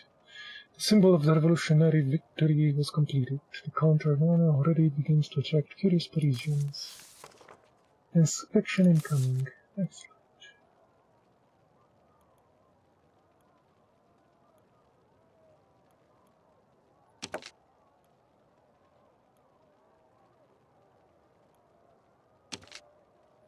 I can't go there. Can this guy go there? He can. Influence over the district. Increase influence over the district.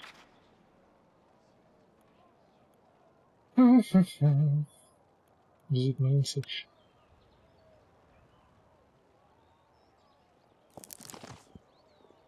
The monument is complete. People like that. Good.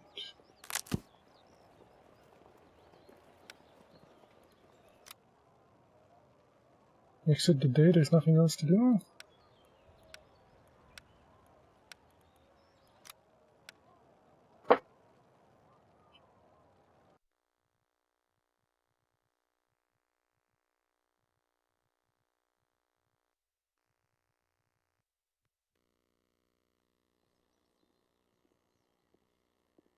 I tried to stop him, but the rascal kept fighting and going, and was going to yell so loud that the whole court would hear him. Don't worry, I recognize the young man. He was the one who turned Archbishop Gobel's life upside down. My name is Butine. I am his son. I suppose I know why you are here. You should know, however, that Gobel is no longer the Archbishop. He is no longer an Archbishop and is now immune.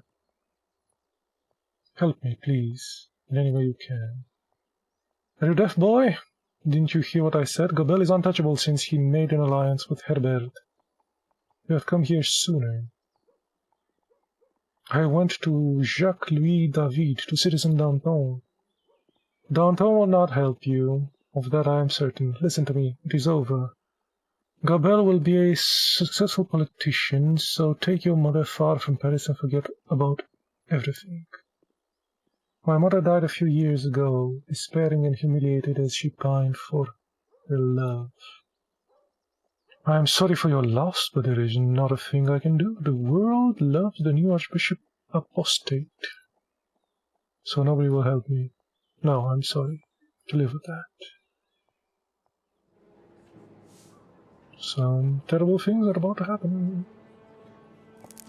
Good relations.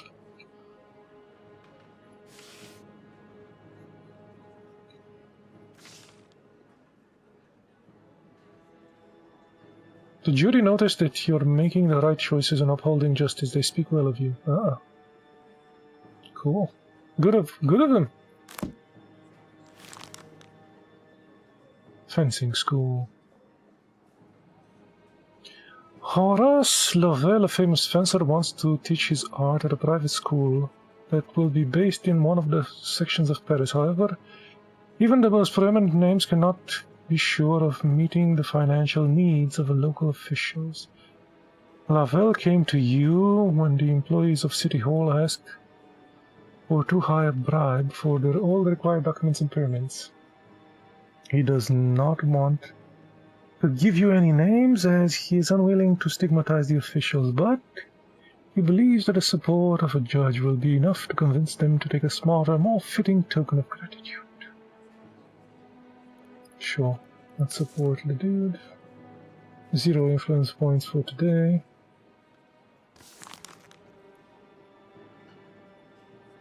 Treason and counter-revolution.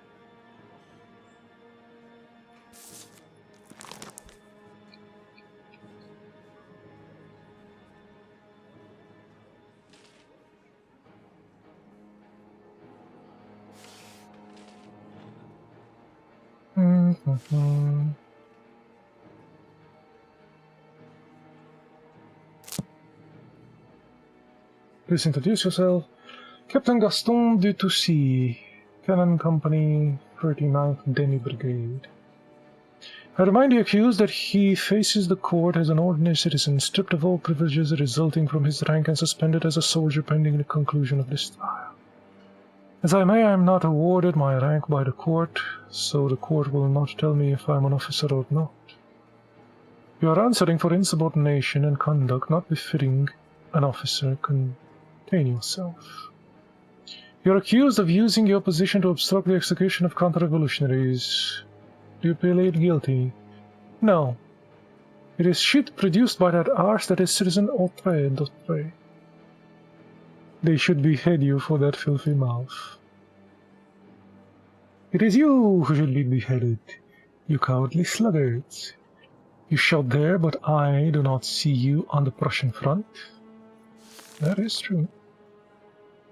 Gaston de Toucy, Vicomte de Poissy, 37-year-old captain of the artillery, unlike other officers from the aristocracy, he did not flee France once the revolution began, and instead continued his military career.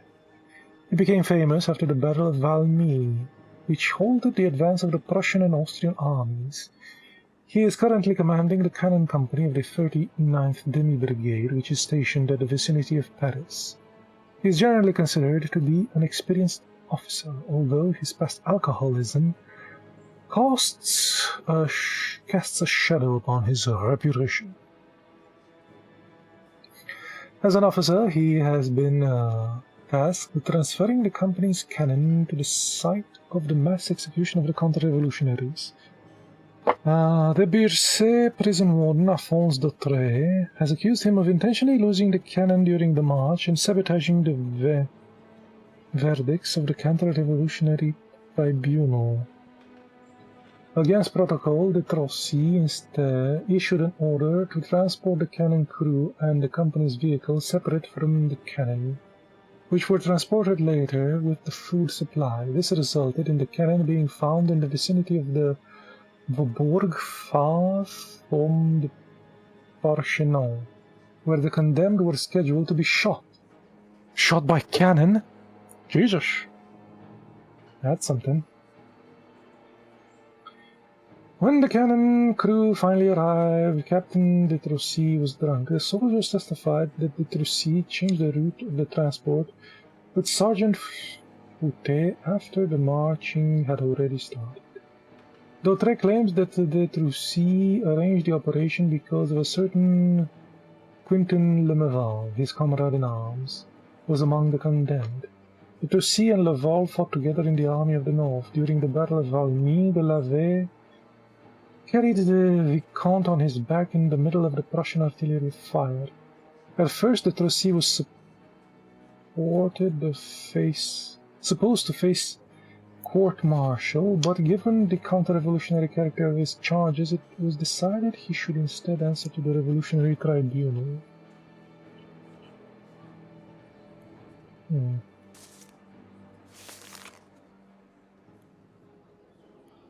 Experienced officer.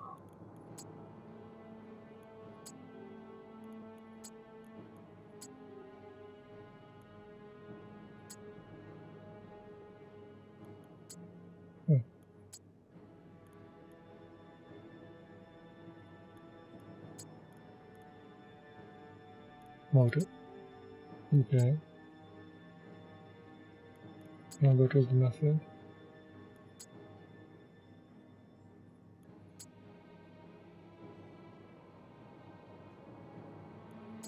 I guess it was motive. And I have the last one. Method? Oh. Cool. They were both. The aristocrats want him alive. Okay, let's actually have a look here. They would like his acquittal.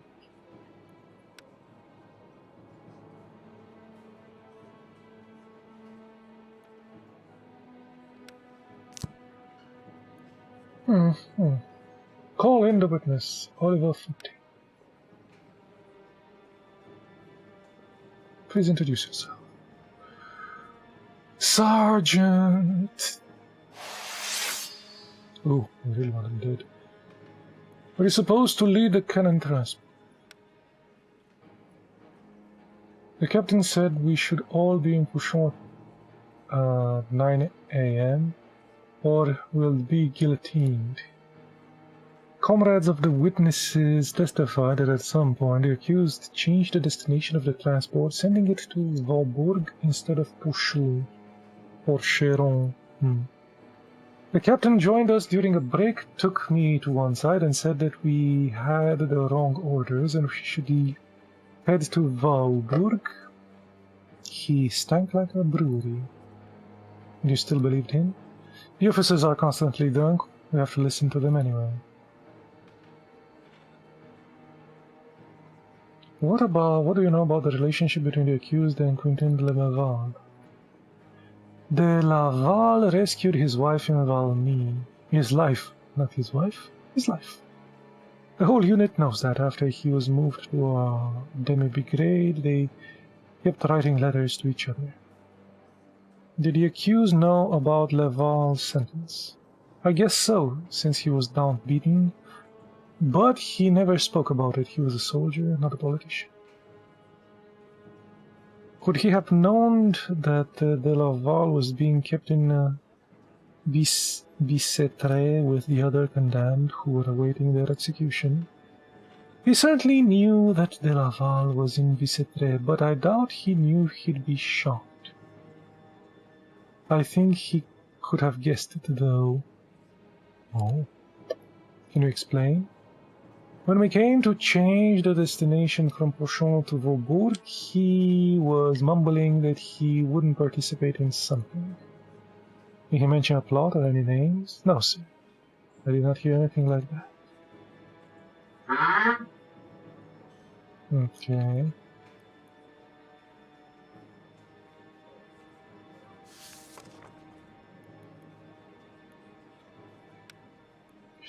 Counter-revolutionary.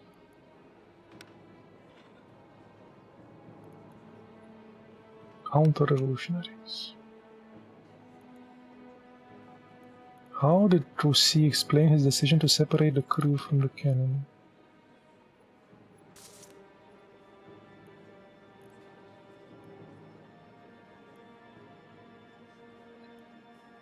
Why did you not follow the protocol and order the crew to march with their cannon?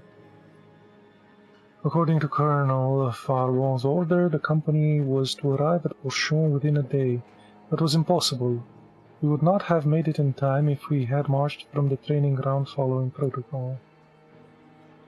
Colonel Fabron made no mention of disregarding the standard marching procedure in this order. There was, however, a strong indication that the tribunal's verdict could not await and that I should hurry. The order was clear and the circumstances were extraordinary, so I did what I could to carry them out. Separating the crew from the cannon was supposed to hasten the march. I'd be interested to hear your explanation. The crew would have been able to carry out the execution without the cannon. I remember a very different plan. Why execute them with a cannon? What? I want to follow my order as closely as possible.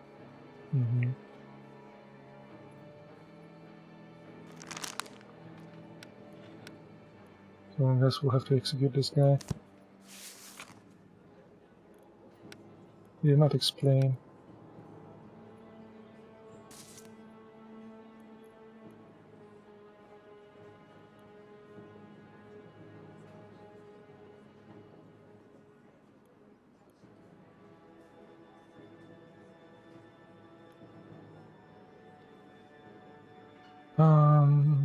What would you do to help a common danger?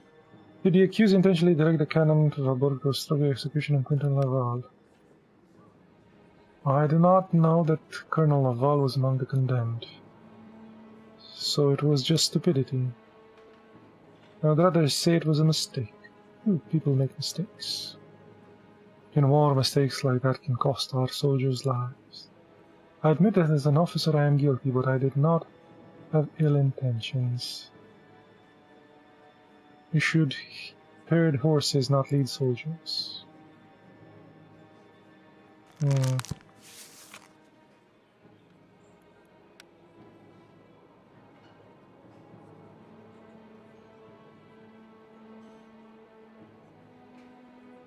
It was due to his order. How did the soldier describe the scheduled execution? He didn't describe it.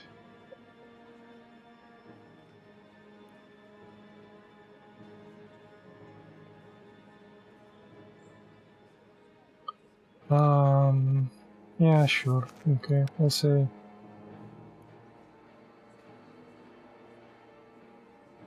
Let's say staying on the uniform. Even though he didn't say anything, say death penalty.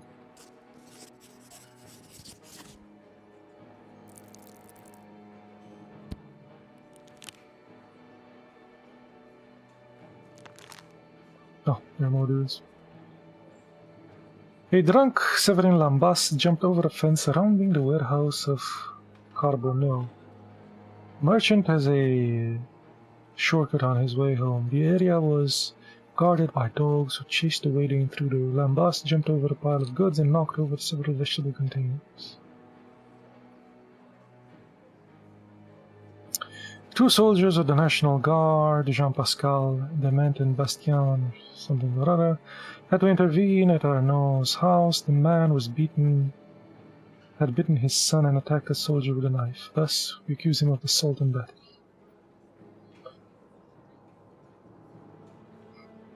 Marie-Paul Jacquard, the widow of a butler working in the Louvre, wanted to purchase a large amount of gunpowder. During the interrogation, she admitted to planning to blow up the city hall.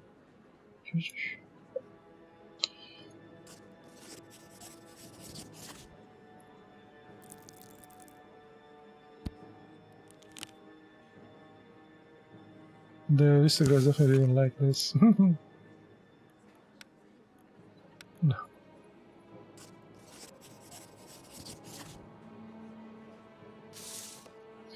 To be guillotined. Well done. You're killing a defender of France. Bravo. Good job.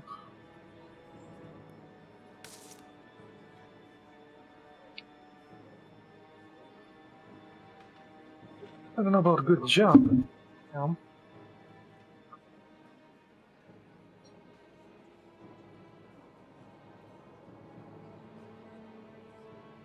What?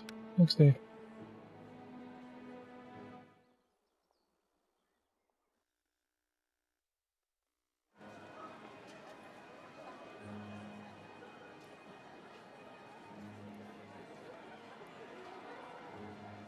Speak to the people.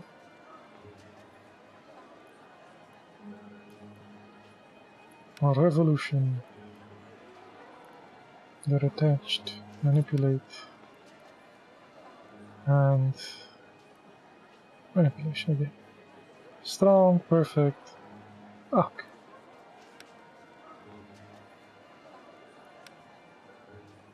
Future generations will remember that we are not cowards. They will remember us as delivering punishment for such hideous crimes.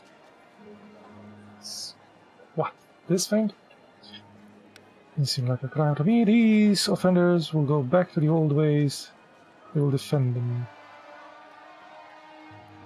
And aggression. You have gained power in France, now spill the blood of those who oppose the Republic. They really like that. Oh. Satisfied. Just for reputation. I will accept the verdict with dignity, but do not let that ease your conscience. For the revolution.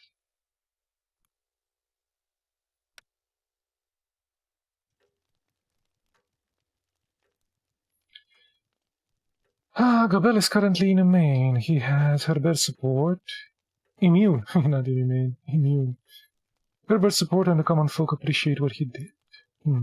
He claims to be carefully devoted to the rule of reason and rejecting everything that is wrong in the clergy. Clever. Only Robespierre can stop him now, and he will if that rule of reason begins to cross the line. Or if he will publish their list of 73. I'm sure Robespierre's associates are also listed there. Herbert's stupidity and ambition are what made him content with Robespierre. He has long dreamed about this power, as have we all. Herbert would lose without the friends he would destroy by revealing the list. And without his support from the clergy, Gabelle is a weak ally. Yes, Herbert is too proud to see that. I know him well. He heard the calling and will not let go. We must convince him that fighting Robespierre alone means death. And what if he doesn't let go? Then we will all die the moment the crusade against the 73 starts. Hebert and his rule of reason will die next at the hand of Robespierre. The Incorruptible will take control of Paris. We must introduce Hebert to someone else with the potential to have a power base. Someone who will be a much stronger tool against Robespierre than Gobel. I think that I have the perfect candidate.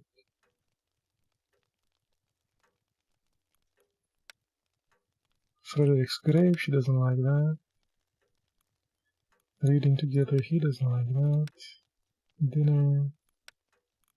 Let's do the reading. These two will go.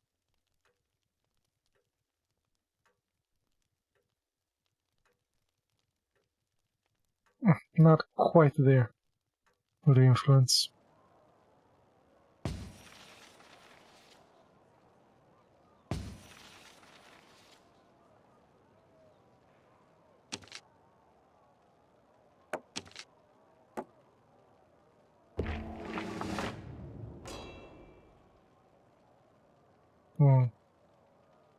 This guy's blocked.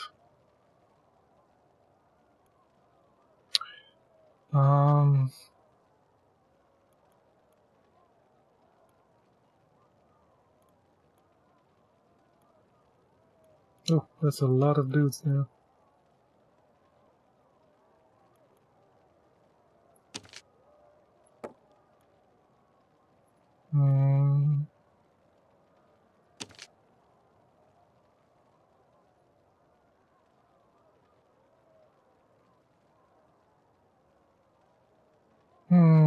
I don't know. Guess we can lure enemies down. This guy's going to get beaten.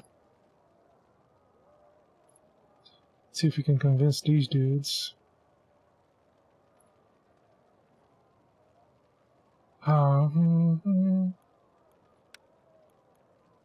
Oversensitive, no option. I just think this man was simply a misunderstanding. Manipulation. The man you work for this two were working for me. Manipulation again. Prison is a crime against the revolution. Oversensitive. Manipulation. It's a weak argument. Manipulation is a weak argument. Let's try the fearless one. Then we'll do these.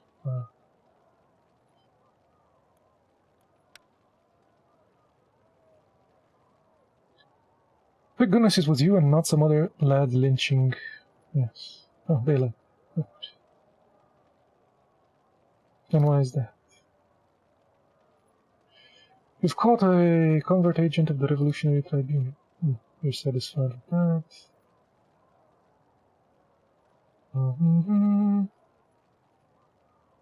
Ooh. Really satisfied. They're satisfied.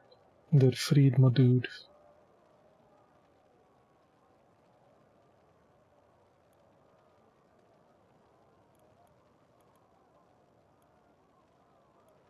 I guess I shouldn't be running away, because they'll be attacking this guy next.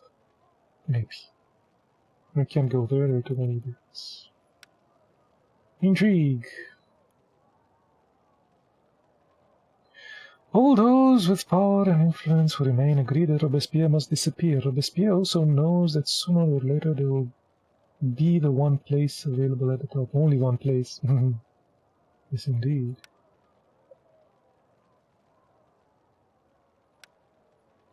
Trilateral meeting. Oh, Jesus.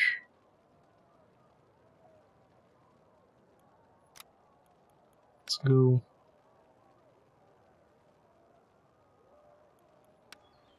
We don't have any points for this. We can end the day and go eat our steamed vegetable. Day 8. We'll have to wait.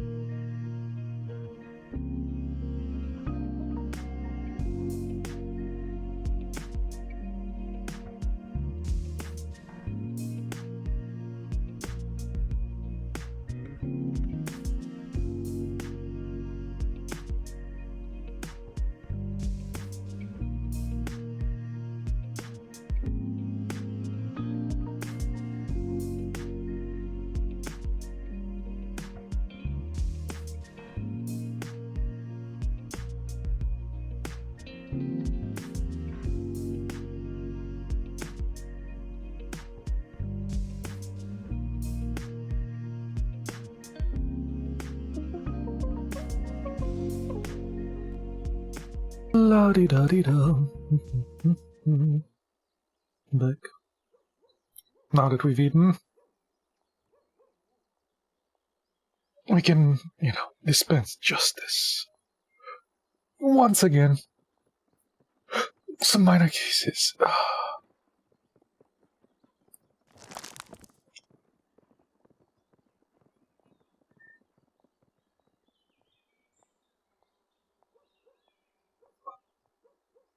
Standing reputation. Once again. Aristocrats hate me.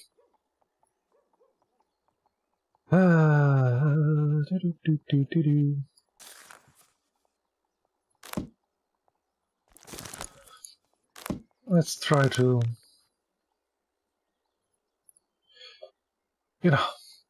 not get ourselves killed by the... Try to, anyway. Dr. Jean-Marc Marseille was called out to a 70-year-old patient who had a fever. The physician was supposed to perform a bloodletting on him.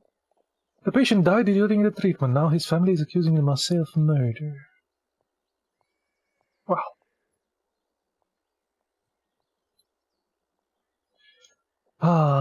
Lionel Betancourt. While selling a one-horse cabriolet, Lionel Betancourt did not mention that the lower part of the vehicle was rotting due to negligence and rot. The unfortunate buyer demanded a refund, but the bastard slammed the door in my face. Ooh. You want me to kill a dude for selling a bad car? A cart? Car. A cabriolet. Mathieu Resignol. Mathieu Resignol, a cloth merchant, was dining at a restaurant near something or other when a waiter accidentally spilled some sauce over him. His silken shirt was destroyed. Oh, yes. Kill him. Oh, they didn't like that. Damn. Renaud Facque tried to smuggle 4 barrels of dried tobacco. He used special barrels with fake bottoms. At a first glance, they appeared to be completely filled with cabbage. Ooh, they didn't like that. The revolutionaries did. Paul Mergane allegedly stole the laundry of her neighbor, Adrienne Escoffier. The clothes were drying in the yard. The apartment was searched, and investigations found bed sheets that were immediately recognized by Escoffier. Yet Permet would not confess death. Oh, they didn't like that. I thought they would like that. Suzanne Poncet died after having suffered with her husband, Lucien, a garrison physician. We discovered that a few days prior to the incident, Lucien was caught his wife in an ambiguous situation and position. Ah, how about that? Ah, finally. Ooh, I really didn't like that. These guys did, though. Excellent.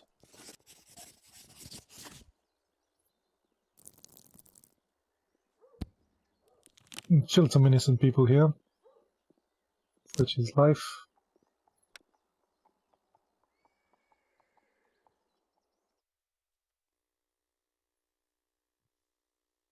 Who are you talking to? You would be happy to hand power over to people who cannot even read properly. What? So you're saying that the poor are only good to die at the front? Oh, perhaps it is the destiny of the Paris Commune to be shot at in order to protect others. How dare you? Gentlemen, we met here to make an alliance. We must, since we are all burdened by weaknesses that Robespierre does not have.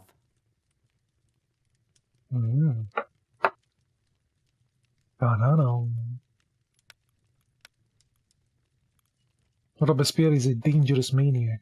Wrong.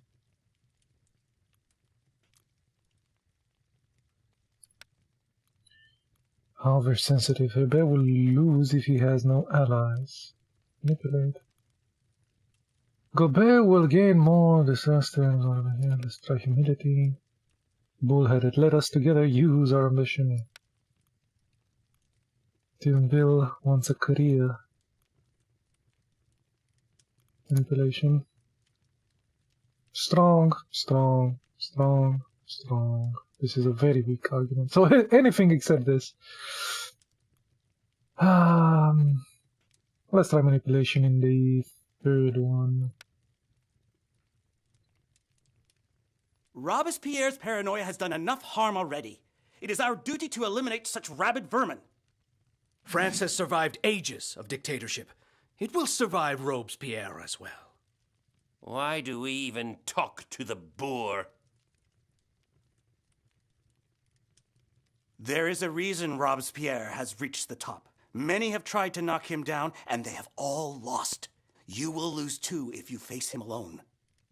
Even if I lose, I will be able to discuss terms with him. Alexis is right. On our own, each of us are easy prey. Gabelle will betray you at the first opportunity because it is much better for him to join forces with Robespierre. They both hate the rule of reason, but Gabelle has yet to reveal this to you. Oh, you like that? Okay, and we have a finalist. Do not waste your time on Gabelle. You cannot control him. You have a better candidate for a scapegoat, one we can actually control. I'm speaking of Prosecutor Tonville. I will resign from my post in the Committee of Public Safety and propose that Tonville should replace me. Robespierre will turn his attention to him, and we will gain some freedom to act. Tonville is a prosecutor and enjoys a good reputation among the people. It is possible that Robespierre could see him as a rival for the position of the highest statesman of France. All I have to do is show him that power is within his reach. Tonville wants it as much as we do. It might work. Strict cooperation and trust will be the key to conquering Robespierre. All right. Let us get rid of Robespierre once and for all.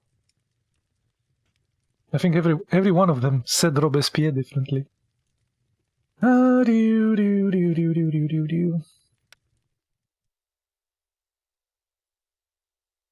Robespierre. Bob. Let's get rid of Bob.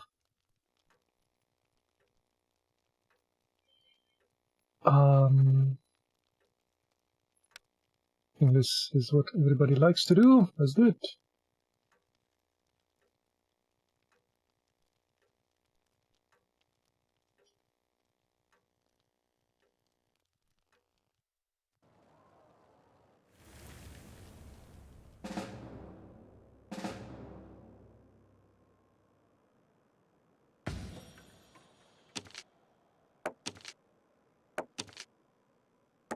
Oof.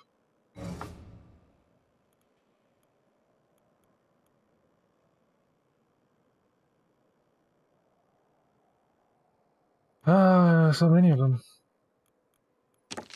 He is wounded. Controlled by the enemy.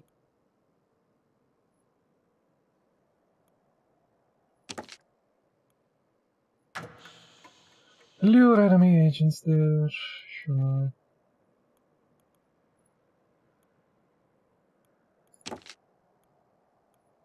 I guess he has to go here. Increase our influence. Intrigue. Gobel's death. Gobel's son was once more paid him a visit. This time their argument became more heated and included a firearm. We do not know what manner of accusations were made during the meeting. The testimonies of the neighbors, however, lead us to believe that the conversation eventually turned into a fight that ended with a bullet in Gobel's chest. He died where he fell, and Boutin had made the arrest. Your murdered child has been avenged. You could exculpate the murderer. After all, you were responsible for luring him out of his hiding.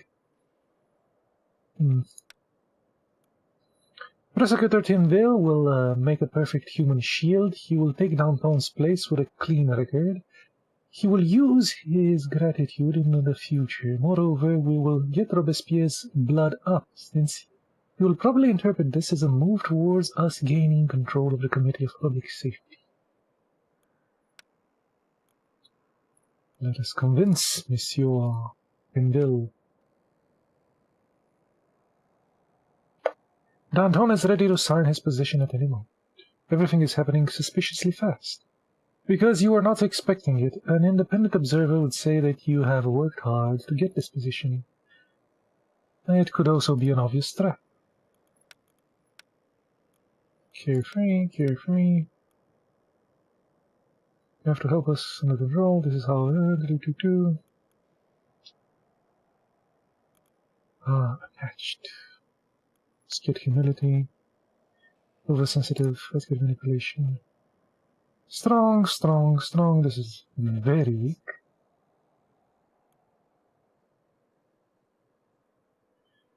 I will try manipulation at the last one. Yes, penultimate one. You do not seem to be a person able to live with the knowledge that someone else does your work, as I already do in the court. I'm not the right person to save the reputation of the Committee of Public Safety. There are better, more experienced candidates. If Robespierre manages to climb to the top, why would you not do the same? You're equally as good. This time manipulation. The committee needs to be supervised. It must be transparent and lawful. Who else could be assigned this difficult task? Oh, you really like that. And the last one is manipulation again. Danton and Herbert decided that you are the best possible candidate. They asked my opinion and I agreed with them. You now have powerful support and this is your chance of a lifetime. Fine. I will think this through and give you my answer tomorrow in the courtroom. Intrigued, revolutionaries, reputation.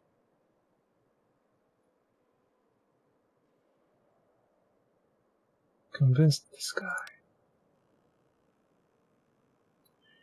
We have 2 more points. We can put them in the family. At the day. End of the day.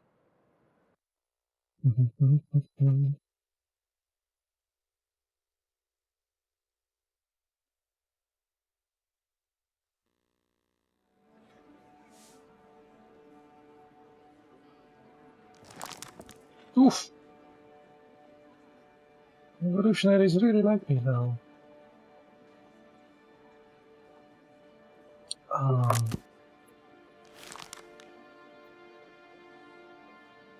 The aristocrats didn't like this. The revolutionaries didn't like this.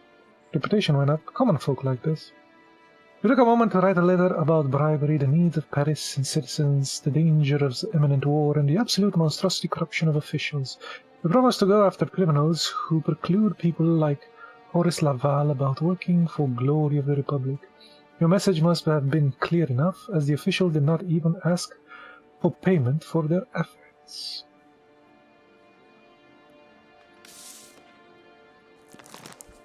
They really don't like me now. But my reputation is excellent.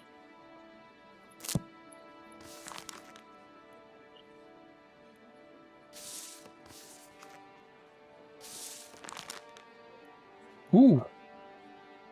Holy moly.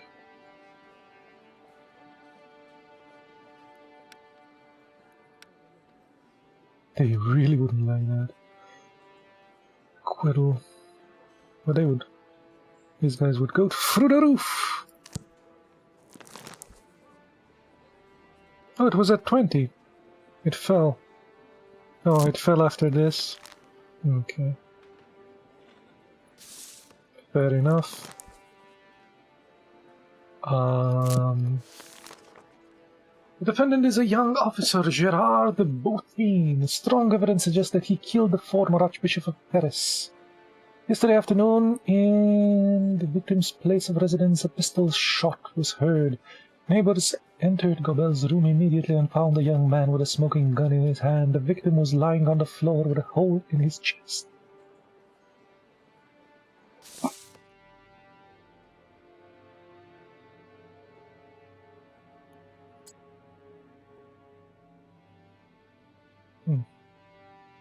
Now I have one.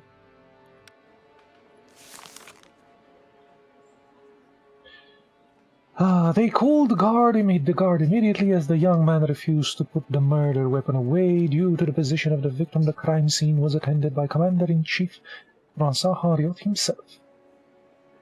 As the latter entered the room, he noticed that Boutin had finished loading the gun and was ready to shoot again, this time intending to kill himself.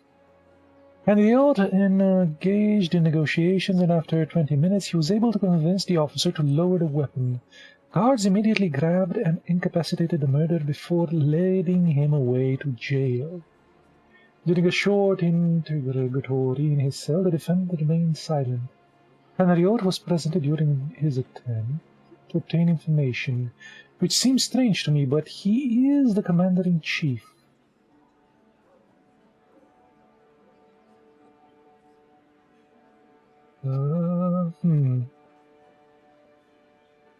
So he can do as he pleases. Unfortunately, an incident took place after the investigators left. One of the guards returned to the cell, threw himself at the defendant, and kicked him several times, shouting, "What do you know about Robespierre? What do you know about the commander?"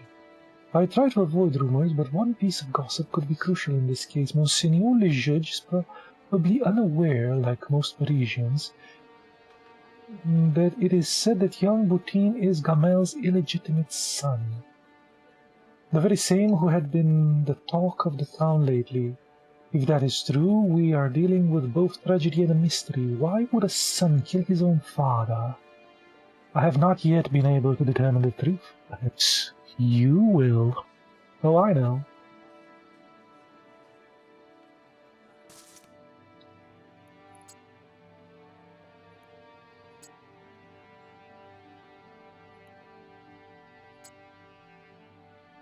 His personality? Okay. Illegitimate son. Extenuating circumstances. Method.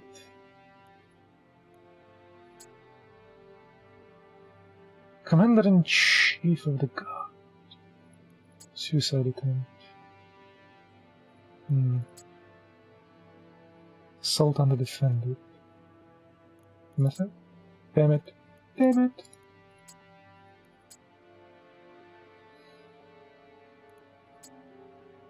English. I have 3 more questions.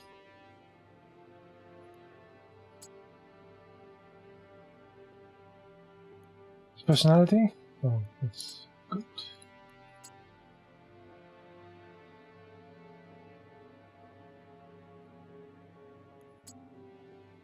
Good. Hello, method. Oh, gosh. Excellent. The people are happy. How nice for them.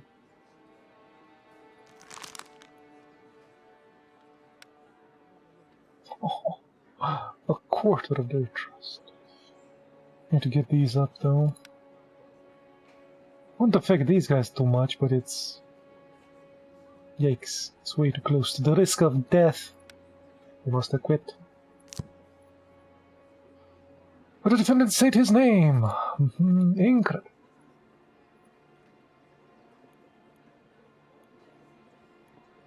Tell me about the assault on you. They tried to interrogate me and I kept silent. Citizen Haliot asked me questions and I kept silence. Then they all left. We got to the details. A few minutes later, a guard came in and introduced himself as by punching me in the face. Then he asked questions just like the others. What questions? Mainly whether my father had said anything about Robespierre or Hariot. Oh, why about those two? I guess they could tell you more than I. What happened next? The other guards came in, took him away. I think it's obvious the citizen Hariot really wanted to find out if I knew anything.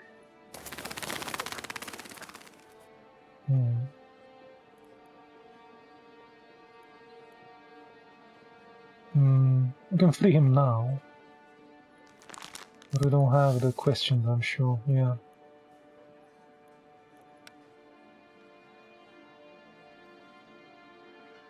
I'll say that. Did the defendant confirm the rumors about the victim's paternity? Say yes. I'll say no. I don't even know if he confesses. Or the hierarchy. Oh, Gabelle was shot. Yes. Still don't know who this is.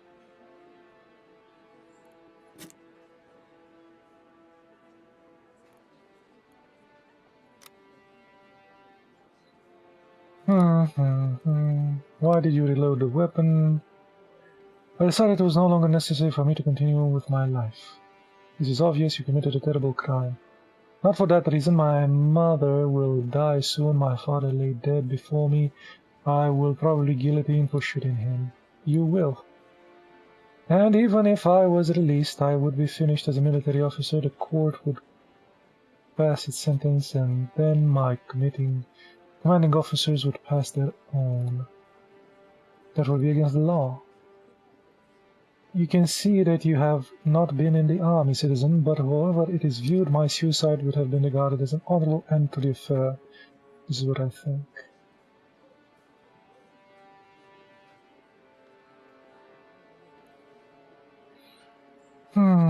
If I ask this, will he go to jail? Will they want to kill him?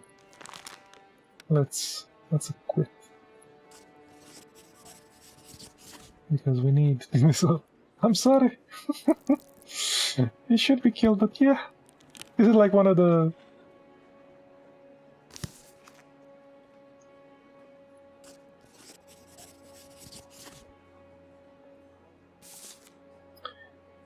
we should not kill the boy, let him go.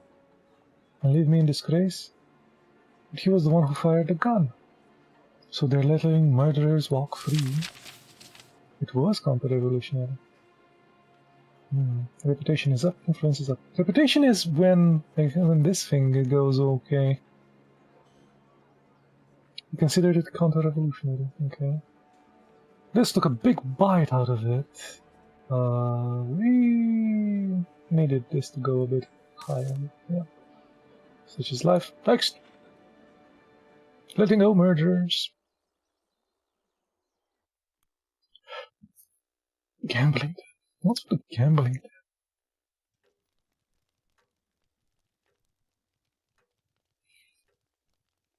Oh, they did not like me freeing him.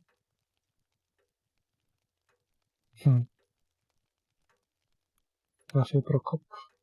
They would like it, she wouldn't. These two would like it, she wouldn't. Dinner with friends at the convention. Fundraising that everybody likes.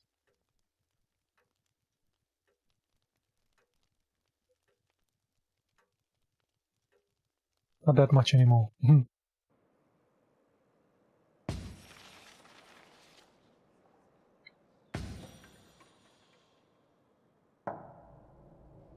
Oh, they took that.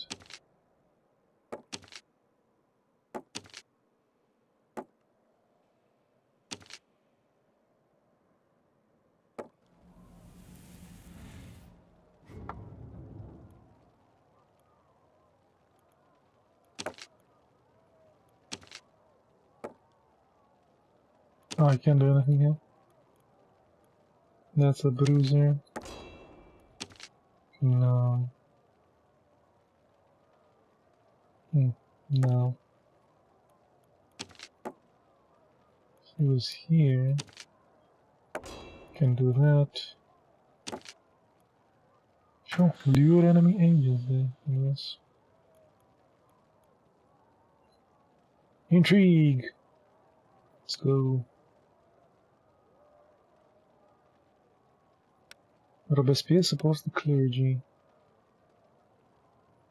Let us start rumors that could disturb Robespierre's impeccable reputation. We will use Herbert's words and suggestions that Robespierre unofficially supports the corrupted clergy.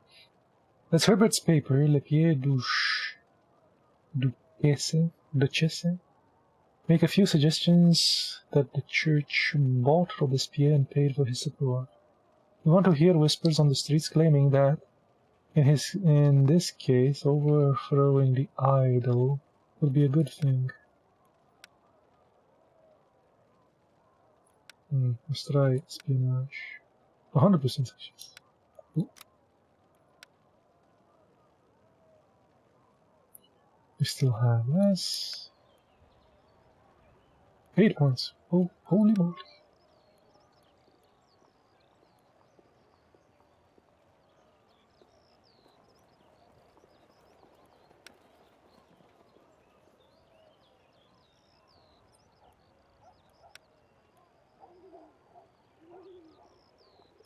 Should the report bribe the jury?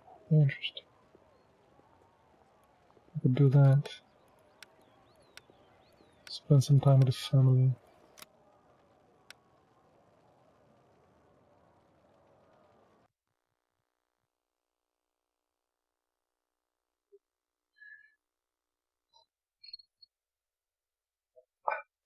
With 8 points, we could have sent for the Muscadins or whatever. They will only have minor cases to deal with. Ah, so I used it even... I used that poorly. Oh well. Infamous thug in the neighborhood raped and murdered his former mistress in her own apartment. Yep. Oh, come on. Want me to free that guy? A high-ranking postal officer will, according to the testimonies of his co-workers, spend several thousand francs on tobacco and cognac. Of course, he stole money from the post office. Jean-Baptiste Le Cercle was robbed by Séverine Sautier. The accused bought him a prostitute who was working for Saunier. When the owner of the apartment was busy with the girl, Saunier came back, broke on the lock of the officer, and stole several hundred francs in cash.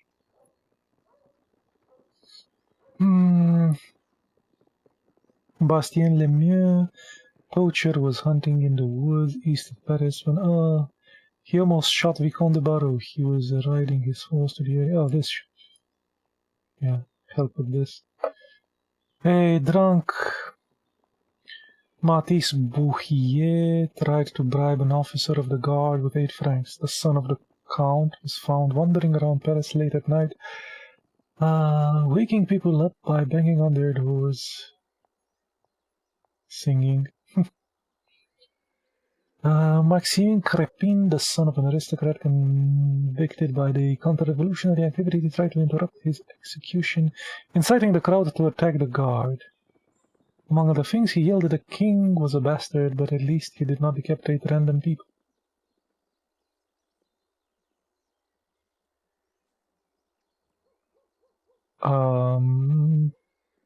They would hate that. Yeah, they really did hate that.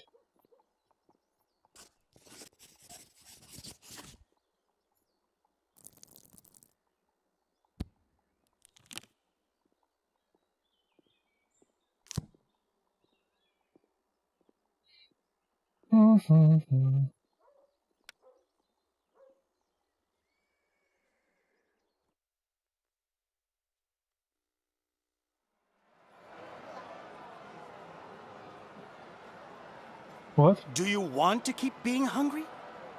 Do you wish to continue witnessing the bribery among those who rule us? No! We must get to Robespierre! Robespierre? Tonville will save us!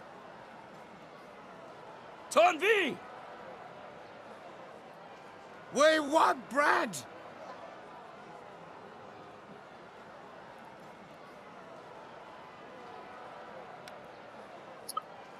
Now is the time to restore the order of the Committee of they are attached. No opinion. Pinville agreed to take on this difficult task. Attached. Will you have about that?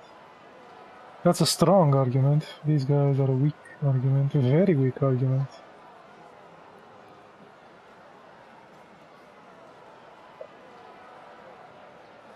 I guess we'll do this one first, then the last one is manipulation. How about that? Within the committee you can find the greatest among us, but even they can err. They need a new young captain. Really didn't like that. Nobody but Prosecutor Tonville was brave enough to do that. Really irritated. They like that. About manipulation. Danton decided to sacrifice himself and make room for Tonville. Are you going to support him too? What was that? Oh, not good enough though. Reputation 6. Oh, that was a failure. Oop.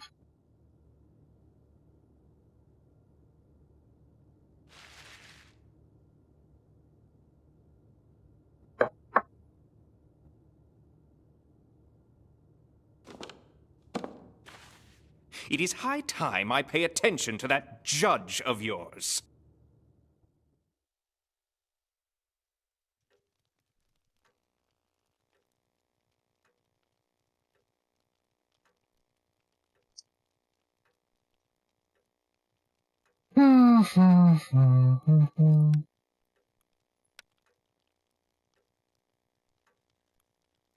Now let's do this.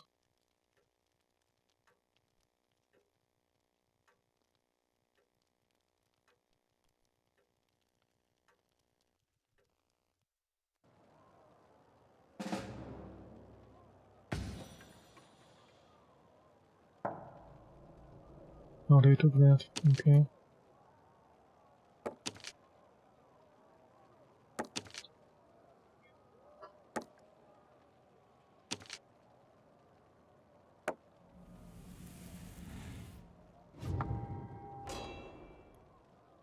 A revolutionary.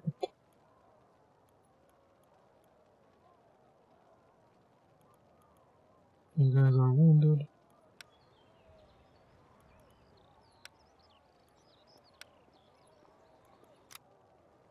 Intrigue.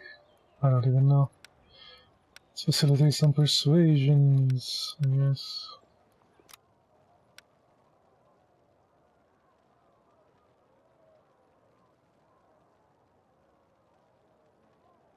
Arresting Danton's friends. 80%. Okay.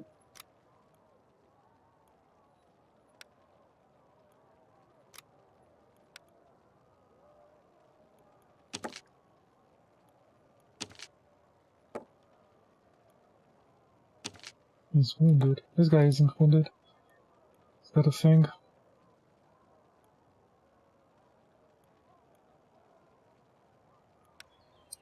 Ah.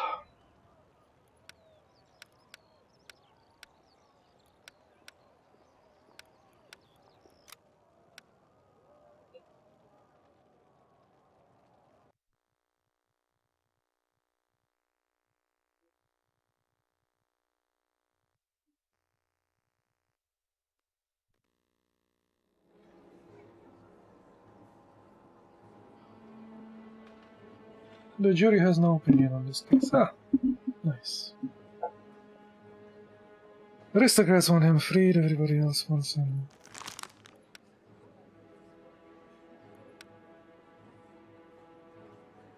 dead. Revolutionaries would really hate this.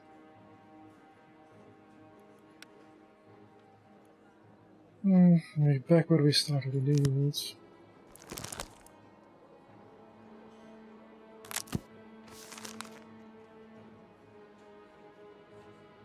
Pedophilia and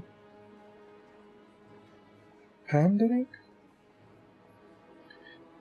After a torrential rain that haunted Paris for 2 weeks ago, a drowned boy was found in one of the sewers leading to the Seine. He was no more than 14 years old. His neat clothes led us to believe that he was not an urchin, so we started to look for his family. The research did not yield the expected results. A few days later, an anonymous denunciation was left at one of the National Guard's posts.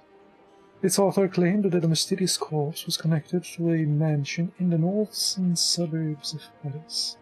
A patrol sent to check on the revelations was forced to retreat when someone started shooting at them from the doorstep. The soldiers returned with reinforcement to discover a terrifying scene. 4 suspicious-looking men were loading young dazed boys into a cart like bags of potatoes. 10 boys were found in the building. All of the country has none older than 15. The basement was filled with shelves lined with jars of laudanum. There was also a padlock with sheep, goats, cows, and dogs. 2 of the 4 men were captured alive. They testified that the disturbing place was a kind of brothel belonging to a certain Raoul Baquier. The guard lay in ambush and caught the host together with 2 clients.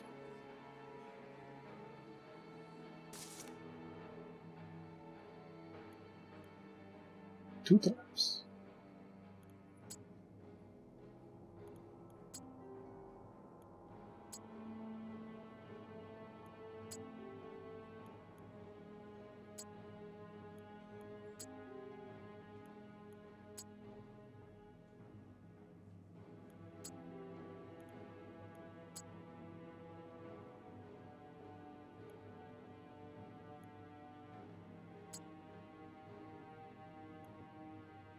One more question and 2 traps.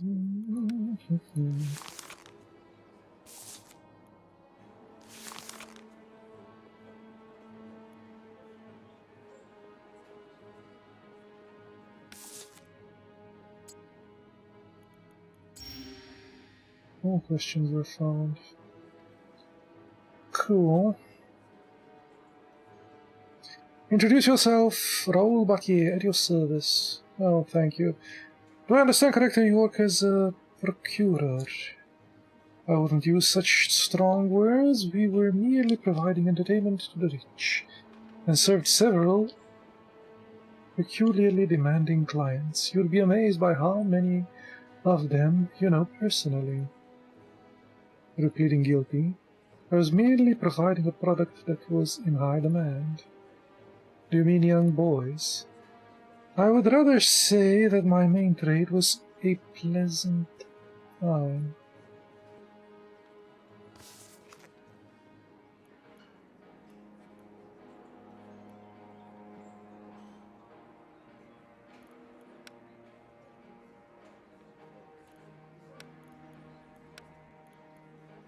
Is this counter-revolutionary? I have no idea. Say yes. I don't think you did.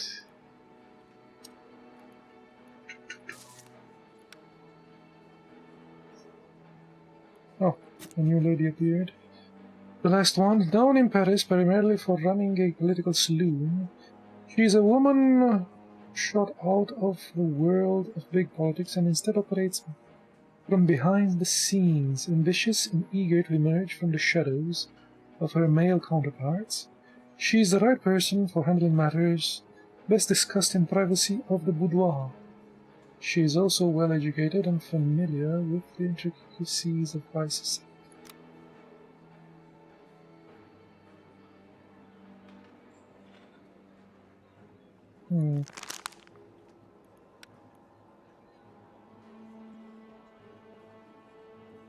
Yeah, it would be kind of bad. He is kind of an asshole. Oh, they don't even say if it's like good or bad, because it doesn't matter for them.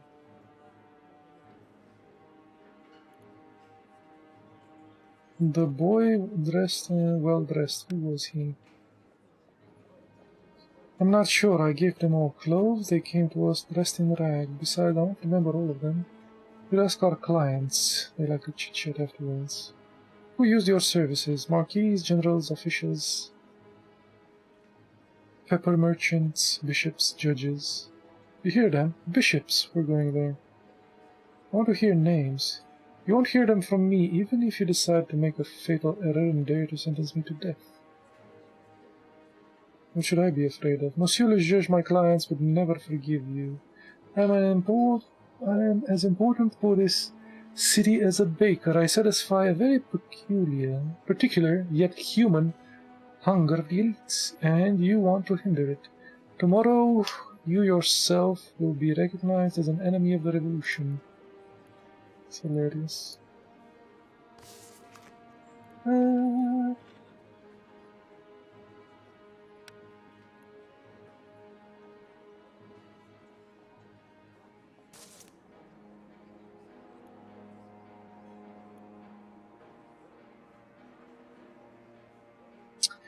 You were kidnapping, drugging, and murdering children. The corpses were then drowned in the sewer. Do you admit it, citizen?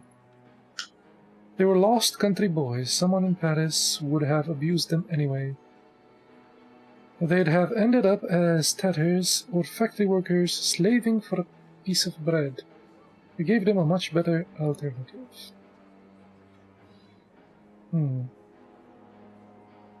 Do you even try to find out what they wanted? I'm not sure my people were supposed to do that. We would love to talk to them. Unfortunately, you killed them while attacking my mansion. How convenient for you. Did you drug the kids with laudanum?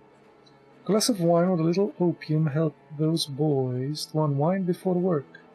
They begged for it. How could I say no? I wouldn't say no to smashing his face with a stick. And once they were of no use to you, they were thrown in the sewer? Believe me, I know it was worth it. Your people opened fire on the National Guard. Did you give the order?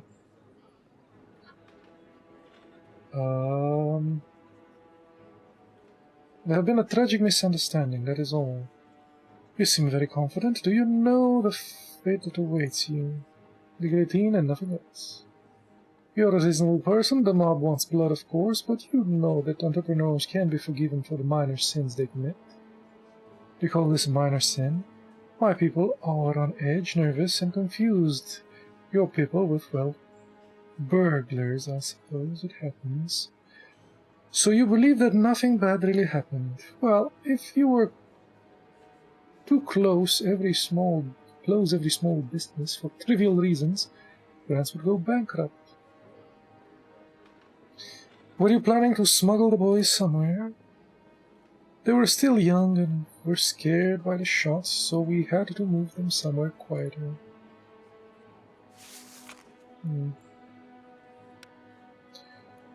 Opium. Yeah, spirits and opium, but opium. Burglars. Okay.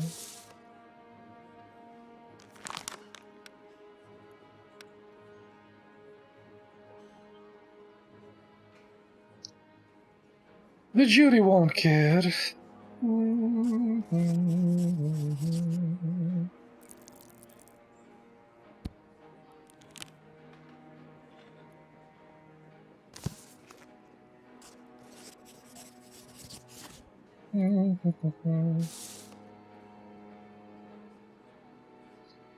The judge is a sodomite.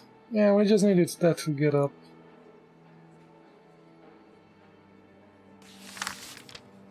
Oh, a good job. He did confess his job. It wasn't counter-revolutionary. I never know what's counter-revolutionary or not.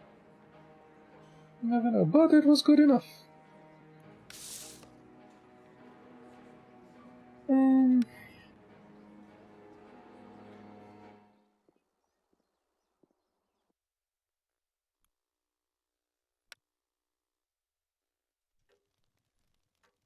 I probably hate my guts. Yep.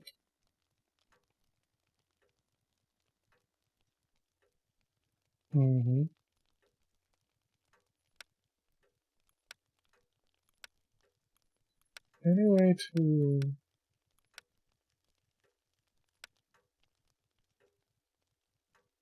Oh, they don't go up that high. This guy goes up. Not good enough. Okay.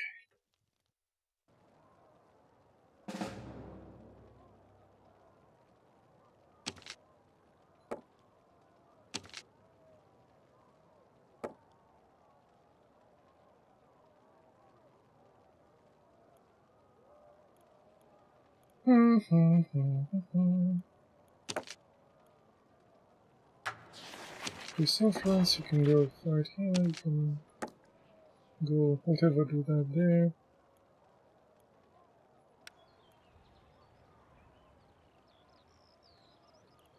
We have 8 points, and we are continuing with intrigue.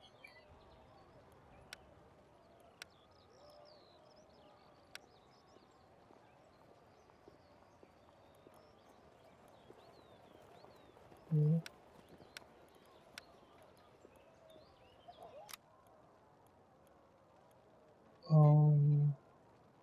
Let's go with the intrigue now.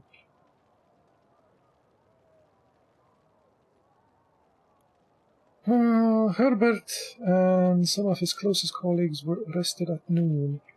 The same thing happened to Danton, who has long been a thorn in the side of Robespierre. They were accused of a number of crimes, and tomorrow their trials shall begin. The rest for proving that Harriot betrayed us. He reached an agreement with Robespierre and chose the side that benefits him the most.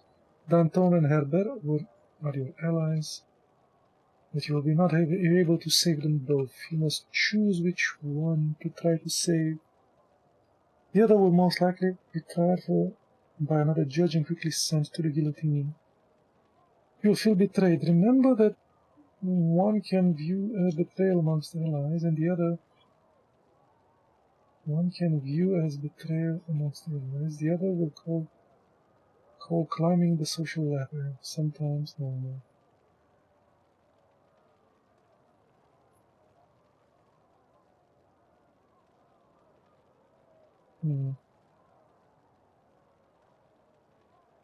I don't know which one. Let's go downtown, I guess.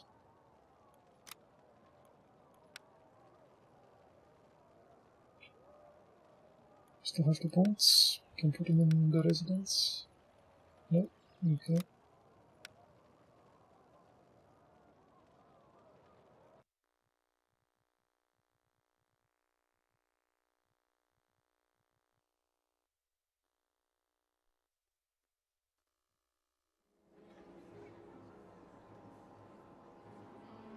The revolutionaries want him freed.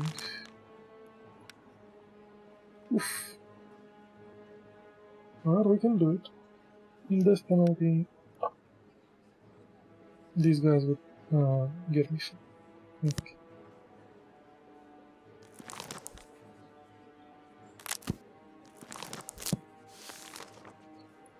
Ooh, buddy. Beautiful.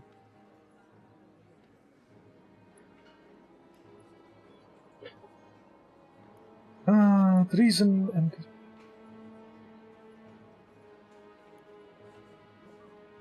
The one who will face truth and justice today is George Danton. The list of his alleged faults is long, but as an investigator I have been able to gather convincing evidence. Firstly, is the accusation of corruption.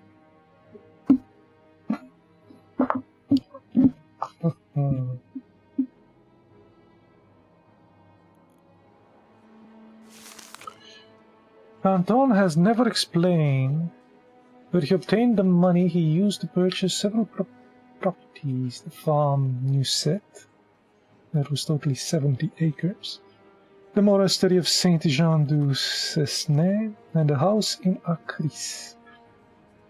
Danton has also taken good care of his family. His mother received a lifetime allowance of 600 francs every year, and his young wife benefits from a wedding gift of 40,000 francs. Furthermore, the list of his expenses is even more impressive. Neither the allowance of a member of the convention nor the ministerial salary that he received from 2 months, nor the remuneration associated with any of his previous official functions would have been sufficient to make such purchases possible. This leads us directly to an accusation of corruption, although it may also be linked to one of the other reasons he is here today. As a Ministry of Justice for a short time, he had the opportunity to make withdrawals from a secret fund of expenses, the details of which cannot be openly discussed. Bernard de Montleville suggests in his memoirs that Danton, with the assistance of a person named Durand, allegedly embezzled 100,000 francs from his very fund.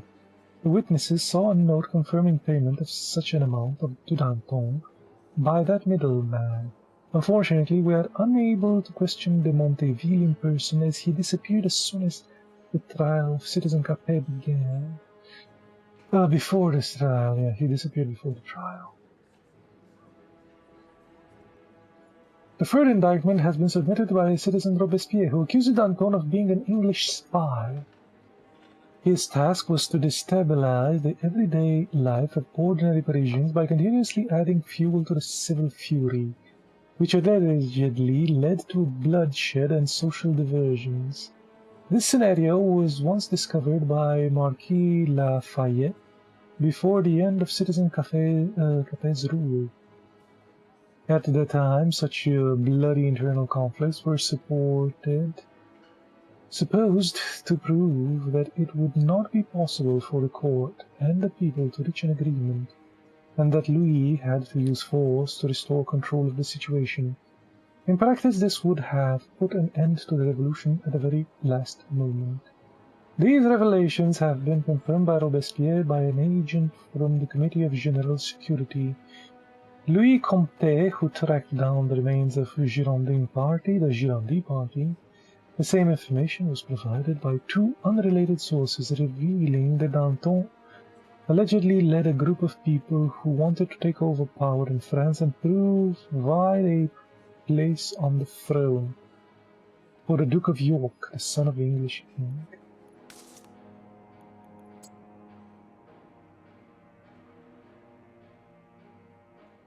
This is...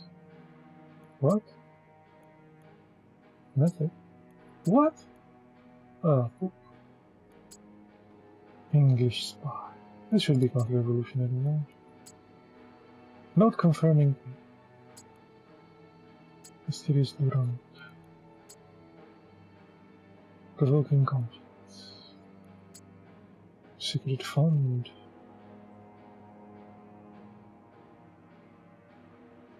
Method. Okay.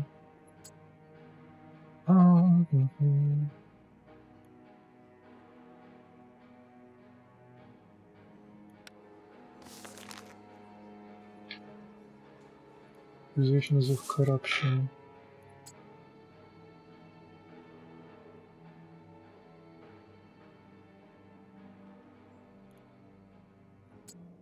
That wasn't counter-revolutionary either. Was it method? Was.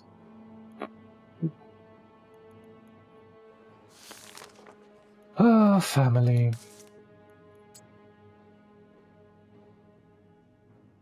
Motive? No.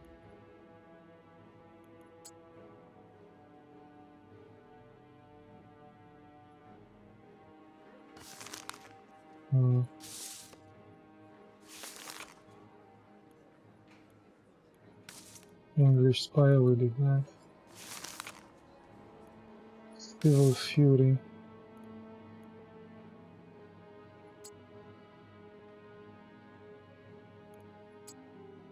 That was counter-revolutionary.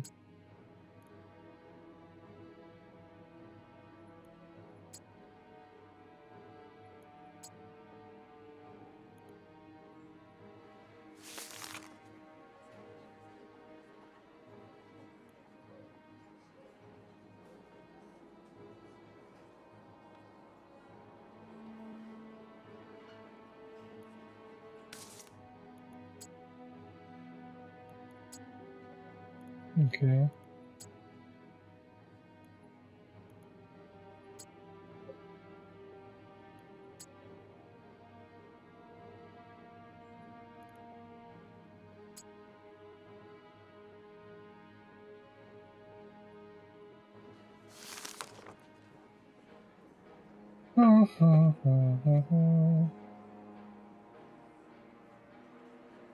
The witnesses saw a note. Yes, that's the thing.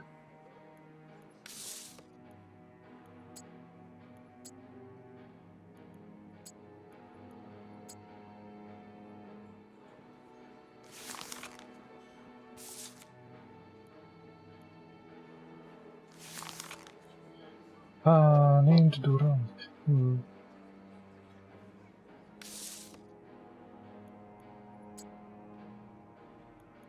Witnesses? Okay. As motive. Cool. We got all the questions. Cool. Please introduce yourself. Yes, Citizen Dante. Number of crimes. Where is the coward who accused me? I'm accused by the nation. Really?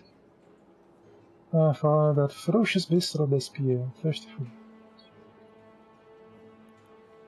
Where did you get the money for the investments in the property? I worked for it. I got the money long time, but only recently decided to invest it. That you took advantage of the chaos with your position. Bought several properties that were failing into decline, ones that nobody wanted to take care of. Fine. Bye.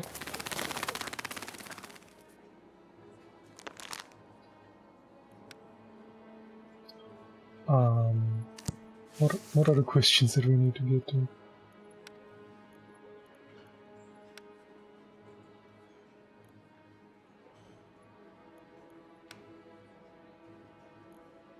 According to the defendant, how much money was in the secret?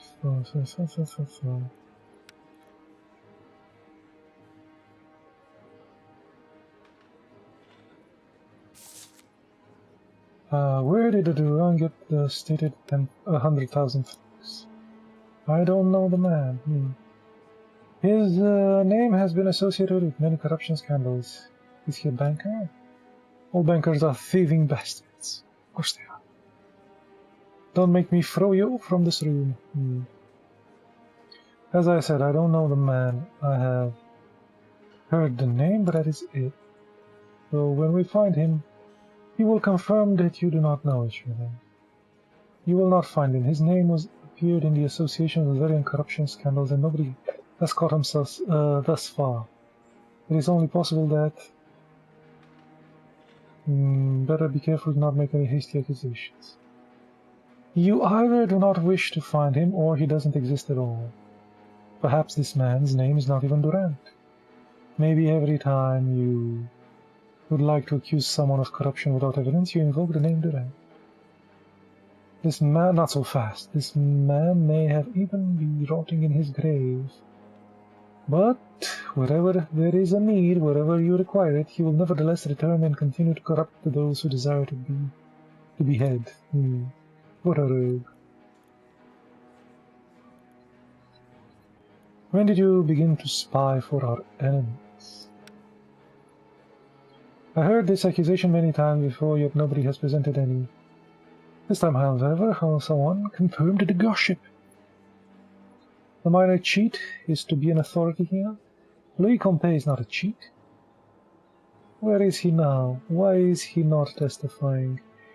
He was found strangled several days ago in a room he rented for his stay in Paris. How typical. An unknown man makes an accusation and then disappears to avoid confrontation in the court. He did not disappear, he was murdered. This is even more unfortunate, as I now cannot prove he's a liar. Dear jurors, do not believe in this slander.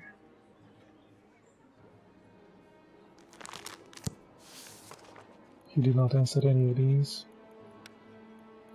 Now, let's say... yes.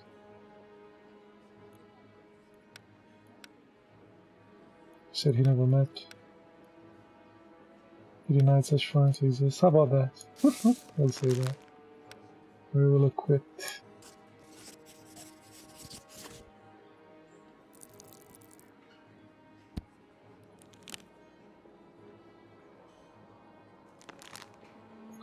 Ah, more dudes. Milo Bertoli's 22-year-old Vicomte pulled a pistol in broad daylight and tried to shoot his sweetheart's brother. He was... the bullet and loggerheads were at loggerheads. The bullet missed and got lodged in the walls, how the young aristocrat then detained his would-be victim. Well, he's a Viscount. Have to get rid of that. The director of one of the departments of the Ministry of Internal Affairs has appointed his younger brother as the head of the Secretariat. Furthermore, Frederic Besset regularly pays him a bonus for his professional successes. Interesting, the other official claims that they have never seen the younger Besset.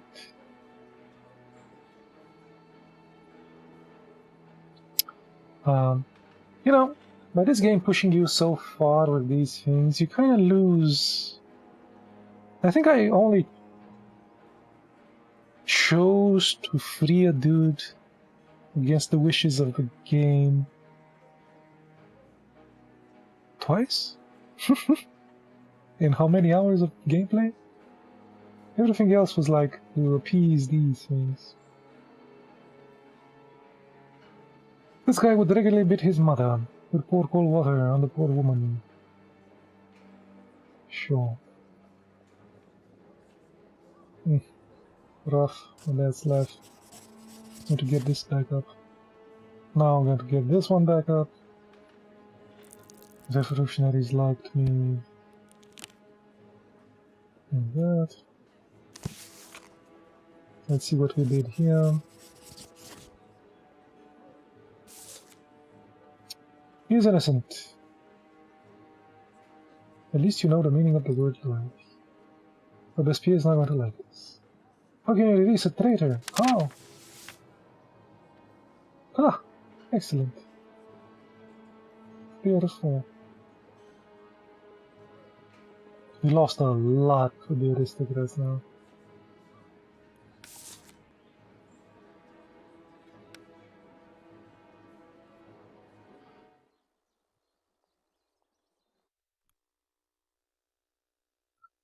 La la la la la.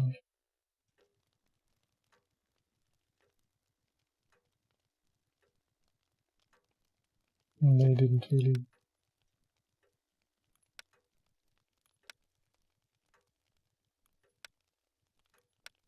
I want 4 these to 1.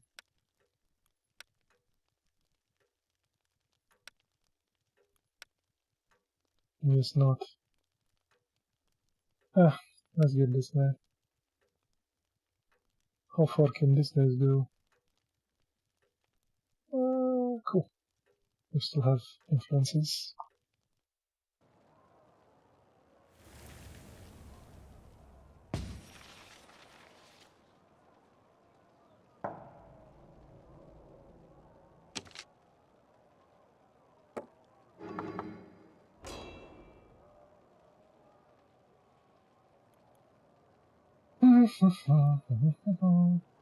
Controlled by the enemy.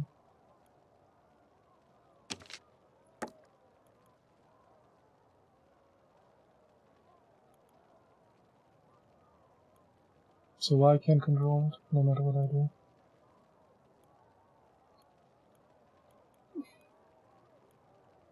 Enemy diplomats. Fighting.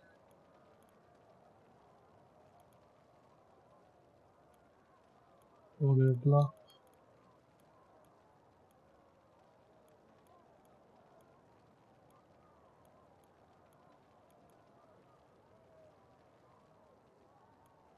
Yes, I should go here and lower the thing.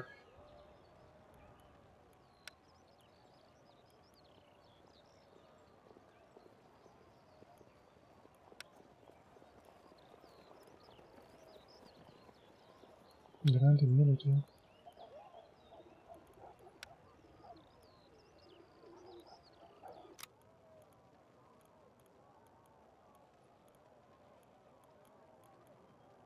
Might as well have militaries. That comes downtown.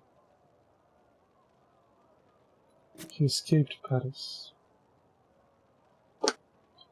Attorney himself, he knows the law as well as the others.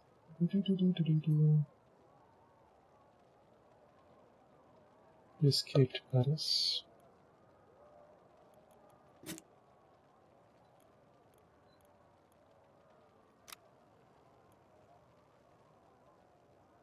Let's go to the intrigue, I guess. Oh, I guess I could. No, I can't. Actions. You saw how they're.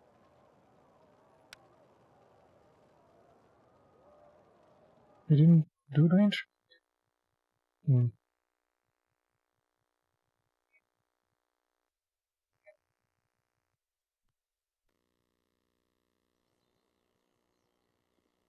Several minor cases.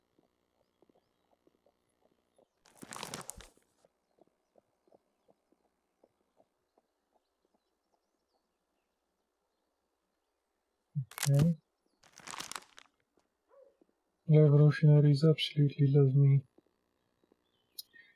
Antoine Besset has been seen running around with 2 wooden sticks attached to his back. He was yelling something about slaughtering monsters. Several merchants and Smith and a 2 carrier were injured. An officer, guard Barbet de Grey, refused to chase a thief who had stolen a chest full of buns from the confectionery. De Grey explained that as a young man he had been shot in the knee with an arrow. Oh no, he got shot in the knee.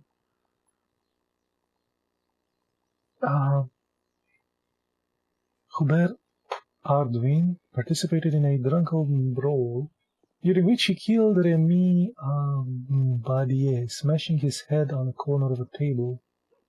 Oh, buddy. Once he realized what he had done, he hijacked a car and passed it. Oh, they didn't really like that. But still, he smashed some guy's head. Michel Popelin gained his position in the chancellery of the National Convention through his uncle, Blaise Popelin's intercession. In order to advance his career, Michel spread rumors about his manager, claiming he secretly supported the monarchists.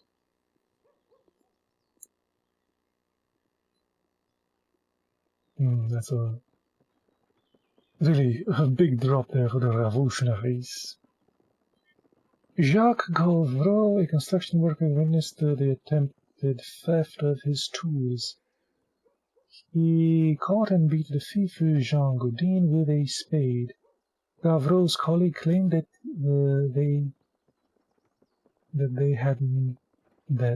had they not intervened, he would have killed the criminal. Will this help? A bit. Paul and Gustave de Guillet forced their younger sister to sell her own body We know for a fact that they were spending the money she earned on vast quantities of opium.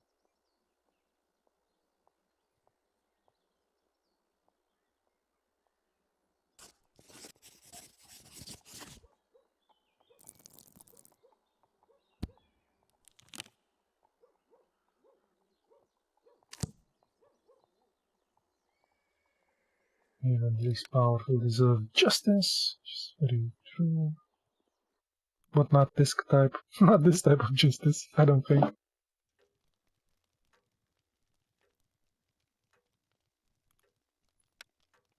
United the theater.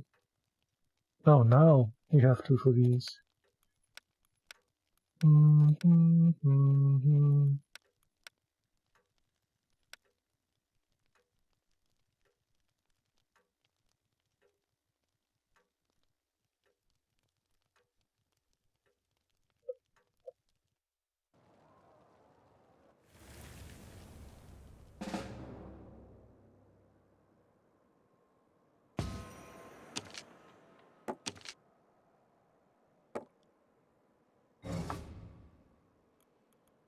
Muscadins are inciting the crowds.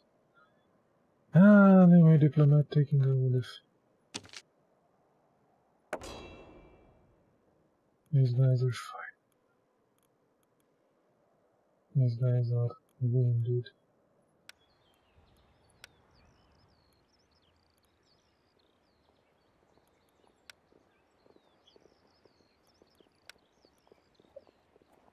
Let's arrest the nearest something or other. Let's go to the intrigue.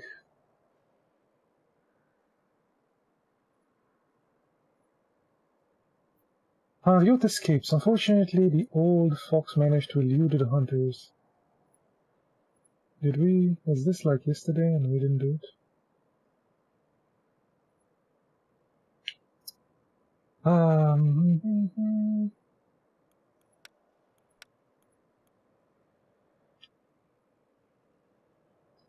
We must catch every prominent member of the commune and beat them back in blue. Without them, the Harriot will not be able to gather enough people.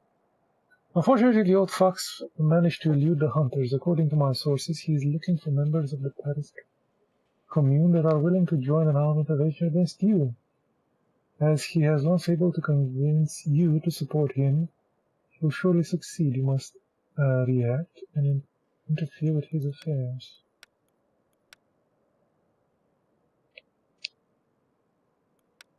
Here's the force one, 40%. We will see. We will see.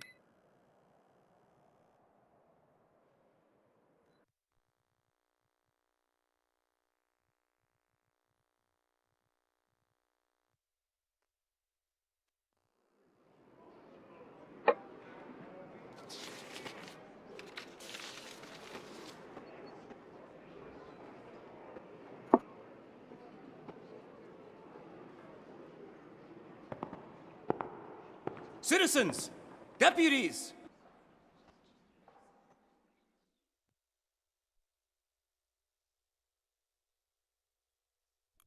Sure, I can reveal these things withdrawn. Robespierre is a rabid dog. Has lost himself to the terror. Oversensitive. Try humility with this. Attached. Manipulation. Aggression.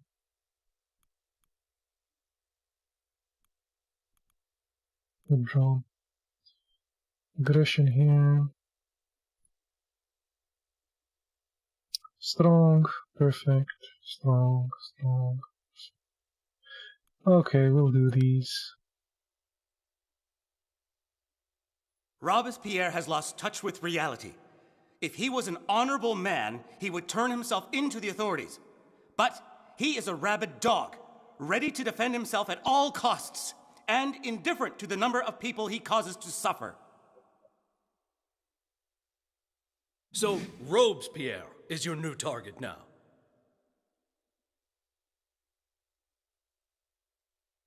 We cannot lose the National Convention. And that's what will happen if Robespierre will continue to terrorize Paris.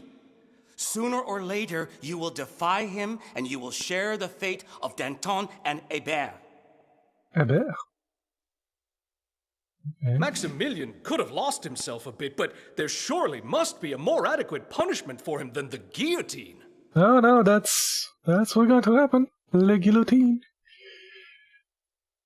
I have long been tracing a scheme among aristocrats led by Clément Renaud. The traitors want to re-establish monarchy in France. What's more, Robespierre is helping them.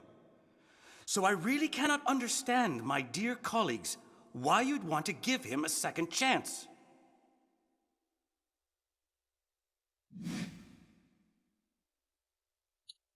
And the last. While we idly gossip over wine and biscuits, Henriot is recruiting people from the Commune willing to defend the City Hall and Robespierre. Maybe we should entertain ourselves with a game of dice while we're here.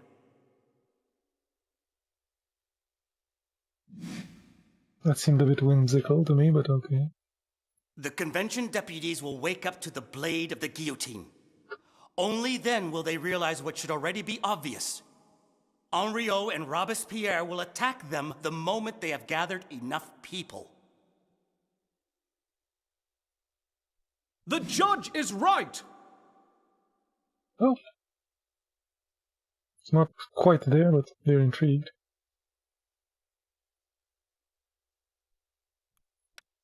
Who votes for the arrest of Robespierre? Hilarious.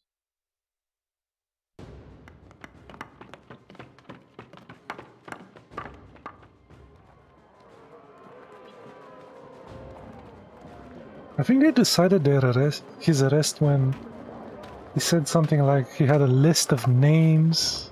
They are coming. And instead of giving them the names, he just said that he has the list, so everyone could be on it. Anyone could be on it. Oh dear, I have to fight this dude.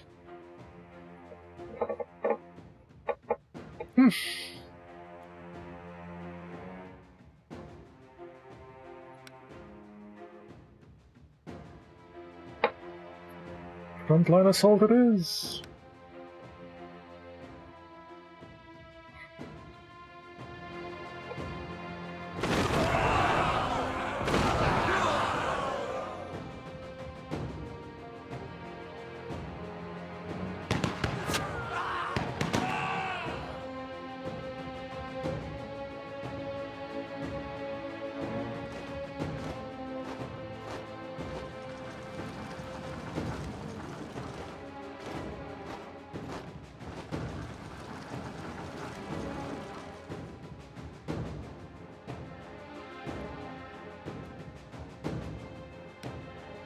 Just suppressive fire.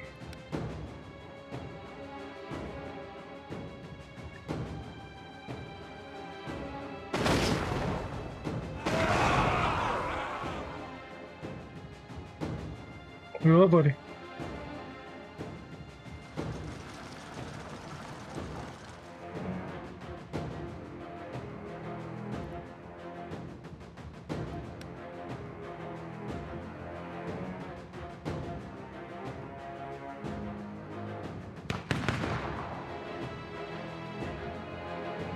Oh, they didn't fire. I don't know, man. When the hell do you fire?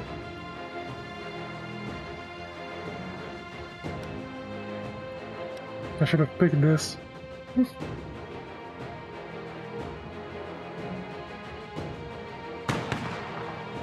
This guy didn't do anything. And we lost.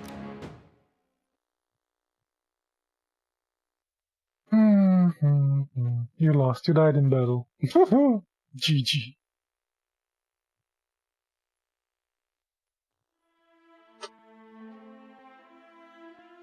Oh, can we try again?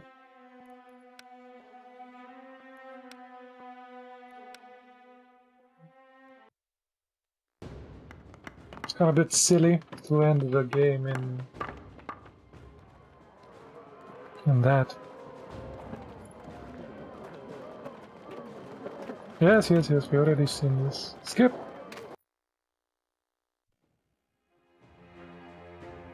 Still not sure how to fight these. Let's try this.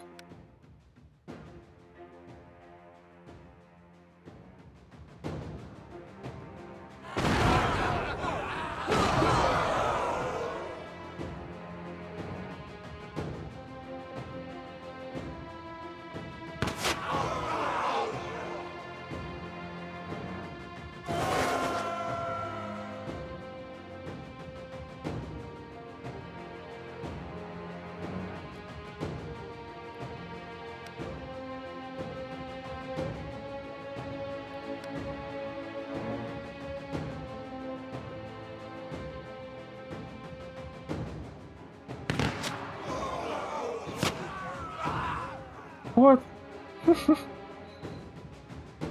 These guys don't fire.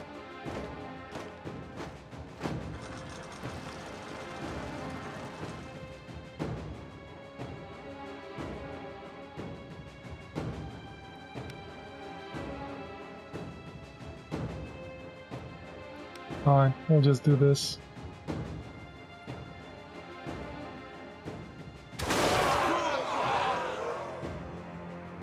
These guys don't shoot? What? Man, I don't understand this. Just fire.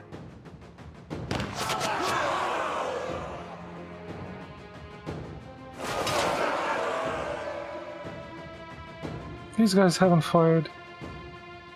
I don't know why.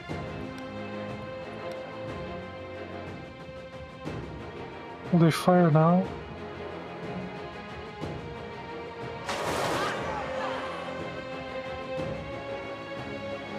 They will not. Ah.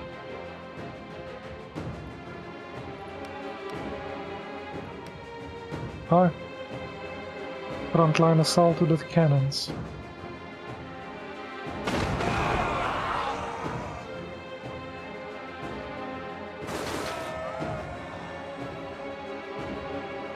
Oh, so that was the solution.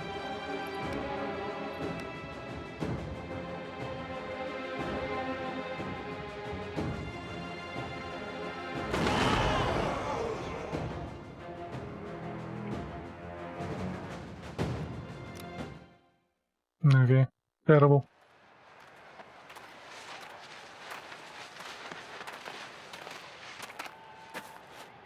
You lost Robespierre. The revolution has turned out to be too much for you.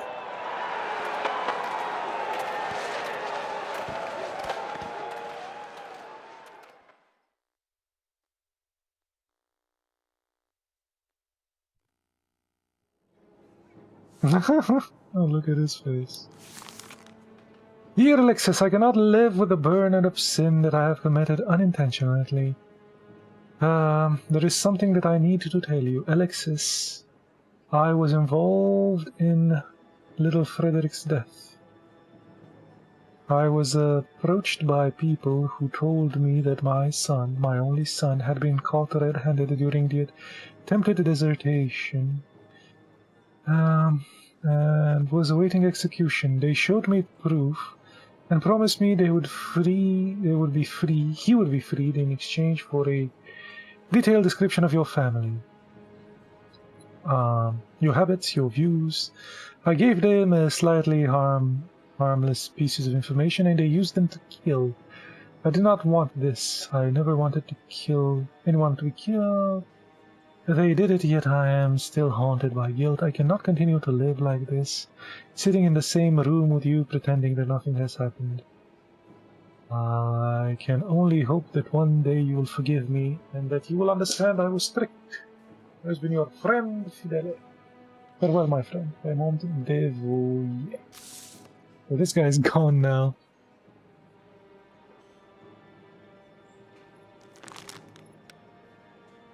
They would like death. Aristocrats would love me doing that. These guys would hate me doing that. First of all, I asked the accused if he's able to speak. Well, I can't. Monsieur le Judge, everyone here demands that, in accordance with the law, we need only confirm the identity of the defendant and pass sentence without a trial. In accordance with the law, perhaps, but it is mortal. Let the incorruptible taste the law he made for others. Are you Maximilien Robespierre? Yes. We can now sentence him to death for his crimes against the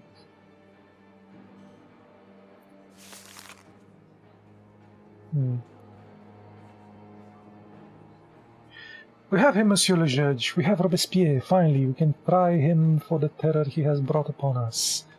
For all the accusations for treason, his dictatorial inclinations, at a time when the new government was full of corrupted people, he earned the nickname the Incorruptible. Nevertheless, France has paid a price in blood for his ideals. The law too prairial, which made it possible to sentence people without a trial, may have been proposed by Cautereau, but it was the authority of Robespierre that led it to its implementation. The defendant wanted to give himself the means to kill his political opponents, a perfect tool that would have prevented them to testify in court. When Robespierre pointed at someone, they were as good as dead. Moreover, according to a rumor, Robespierre allegedly suggested once while having dinner with Bernard de Bere that France could benefit by decimating its population, that only a ruined and thinned out, but ideologically pure society could rebuild France in the spirit of the revolution. Why would Robespierre, a man whose reputation was once irreproachable, engage in such atrocities? Dictatorship, Monsieur le Judge, is our last accusation. We find no other logical explanation that the Incorruptible's desire to gain absolute power over France, which is equivalent to treason. After the defendant's arrest, we searched the city hall and found a seal engraved with a fleur-de-lis, the main symbol of the royalist.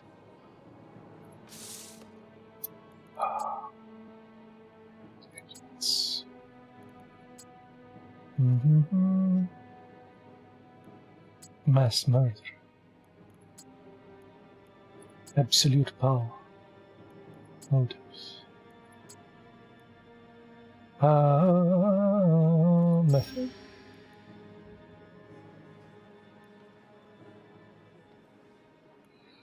Were the recent arrest a prelude for your decimation of society? He's the devil himself. Gossip could never. What kind of man could think of something like that? A monster. To destroy the nation and make a place for those who are loyal to him. It is beyond terrible. Not me. Tens of thousands have left their blood on your hands. It is not gossip. You sought to destroy the entire nation. Ah, they want them freed. No. Ah, yes. Oh yes, how was he in charge, or how did he have that?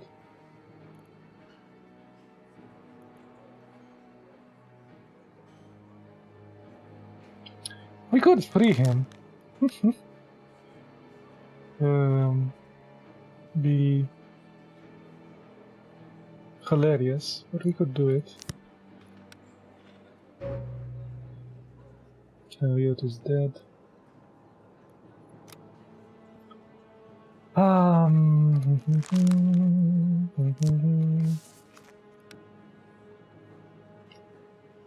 He claims it is falsified. I'll do it like that. Yes, why not? Let's equip.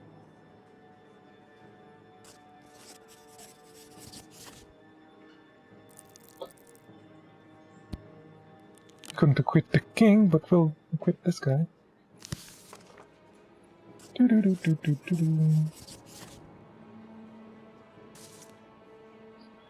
Sentence him free. Thank you, thank you.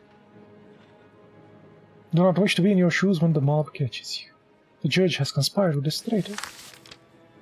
It's actually a good job here.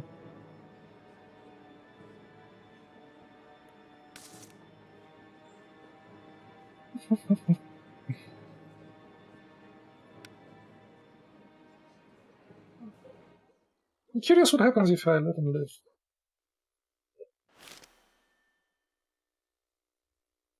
Neighbors discovered the body of your mentor, Raymond. He was found hanging in the living room in his apartment.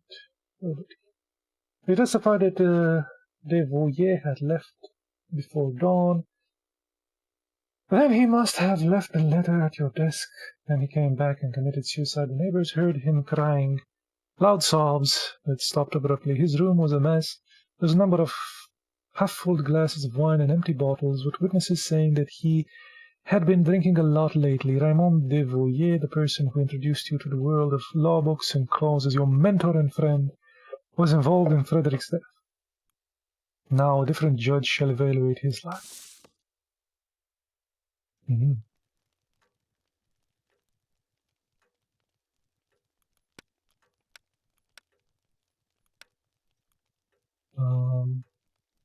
Sure, let's do this. I didn't fall that much. It's fine.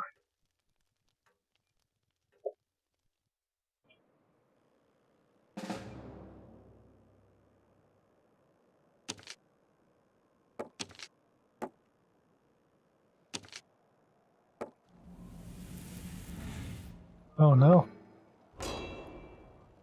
Thing's on fire. These guys are fighting.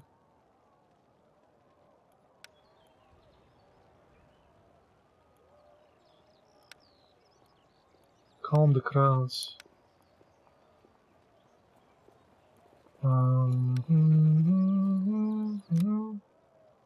What's the intrigue? A perfect intrigue affects more reputation. Robespierre's time is over. Now the convention must choose new members of the Committee of Public Safety and deal with the chaos in the city. Your last speech was impressive, and you will surely be able to convince them at last one more time.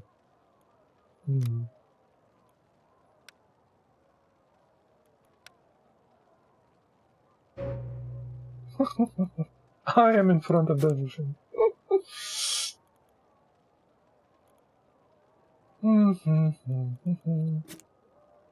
Escaped from Paris. Well, I let him live. We can end the day.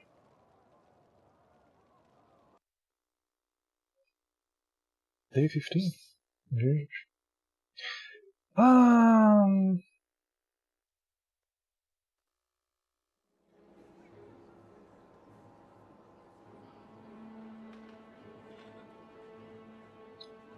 Surprised we didn't get a new chapter. Anyway, I think that's about enough for me today. Time to go. Hope you enjoyed the stream. Bye-bye.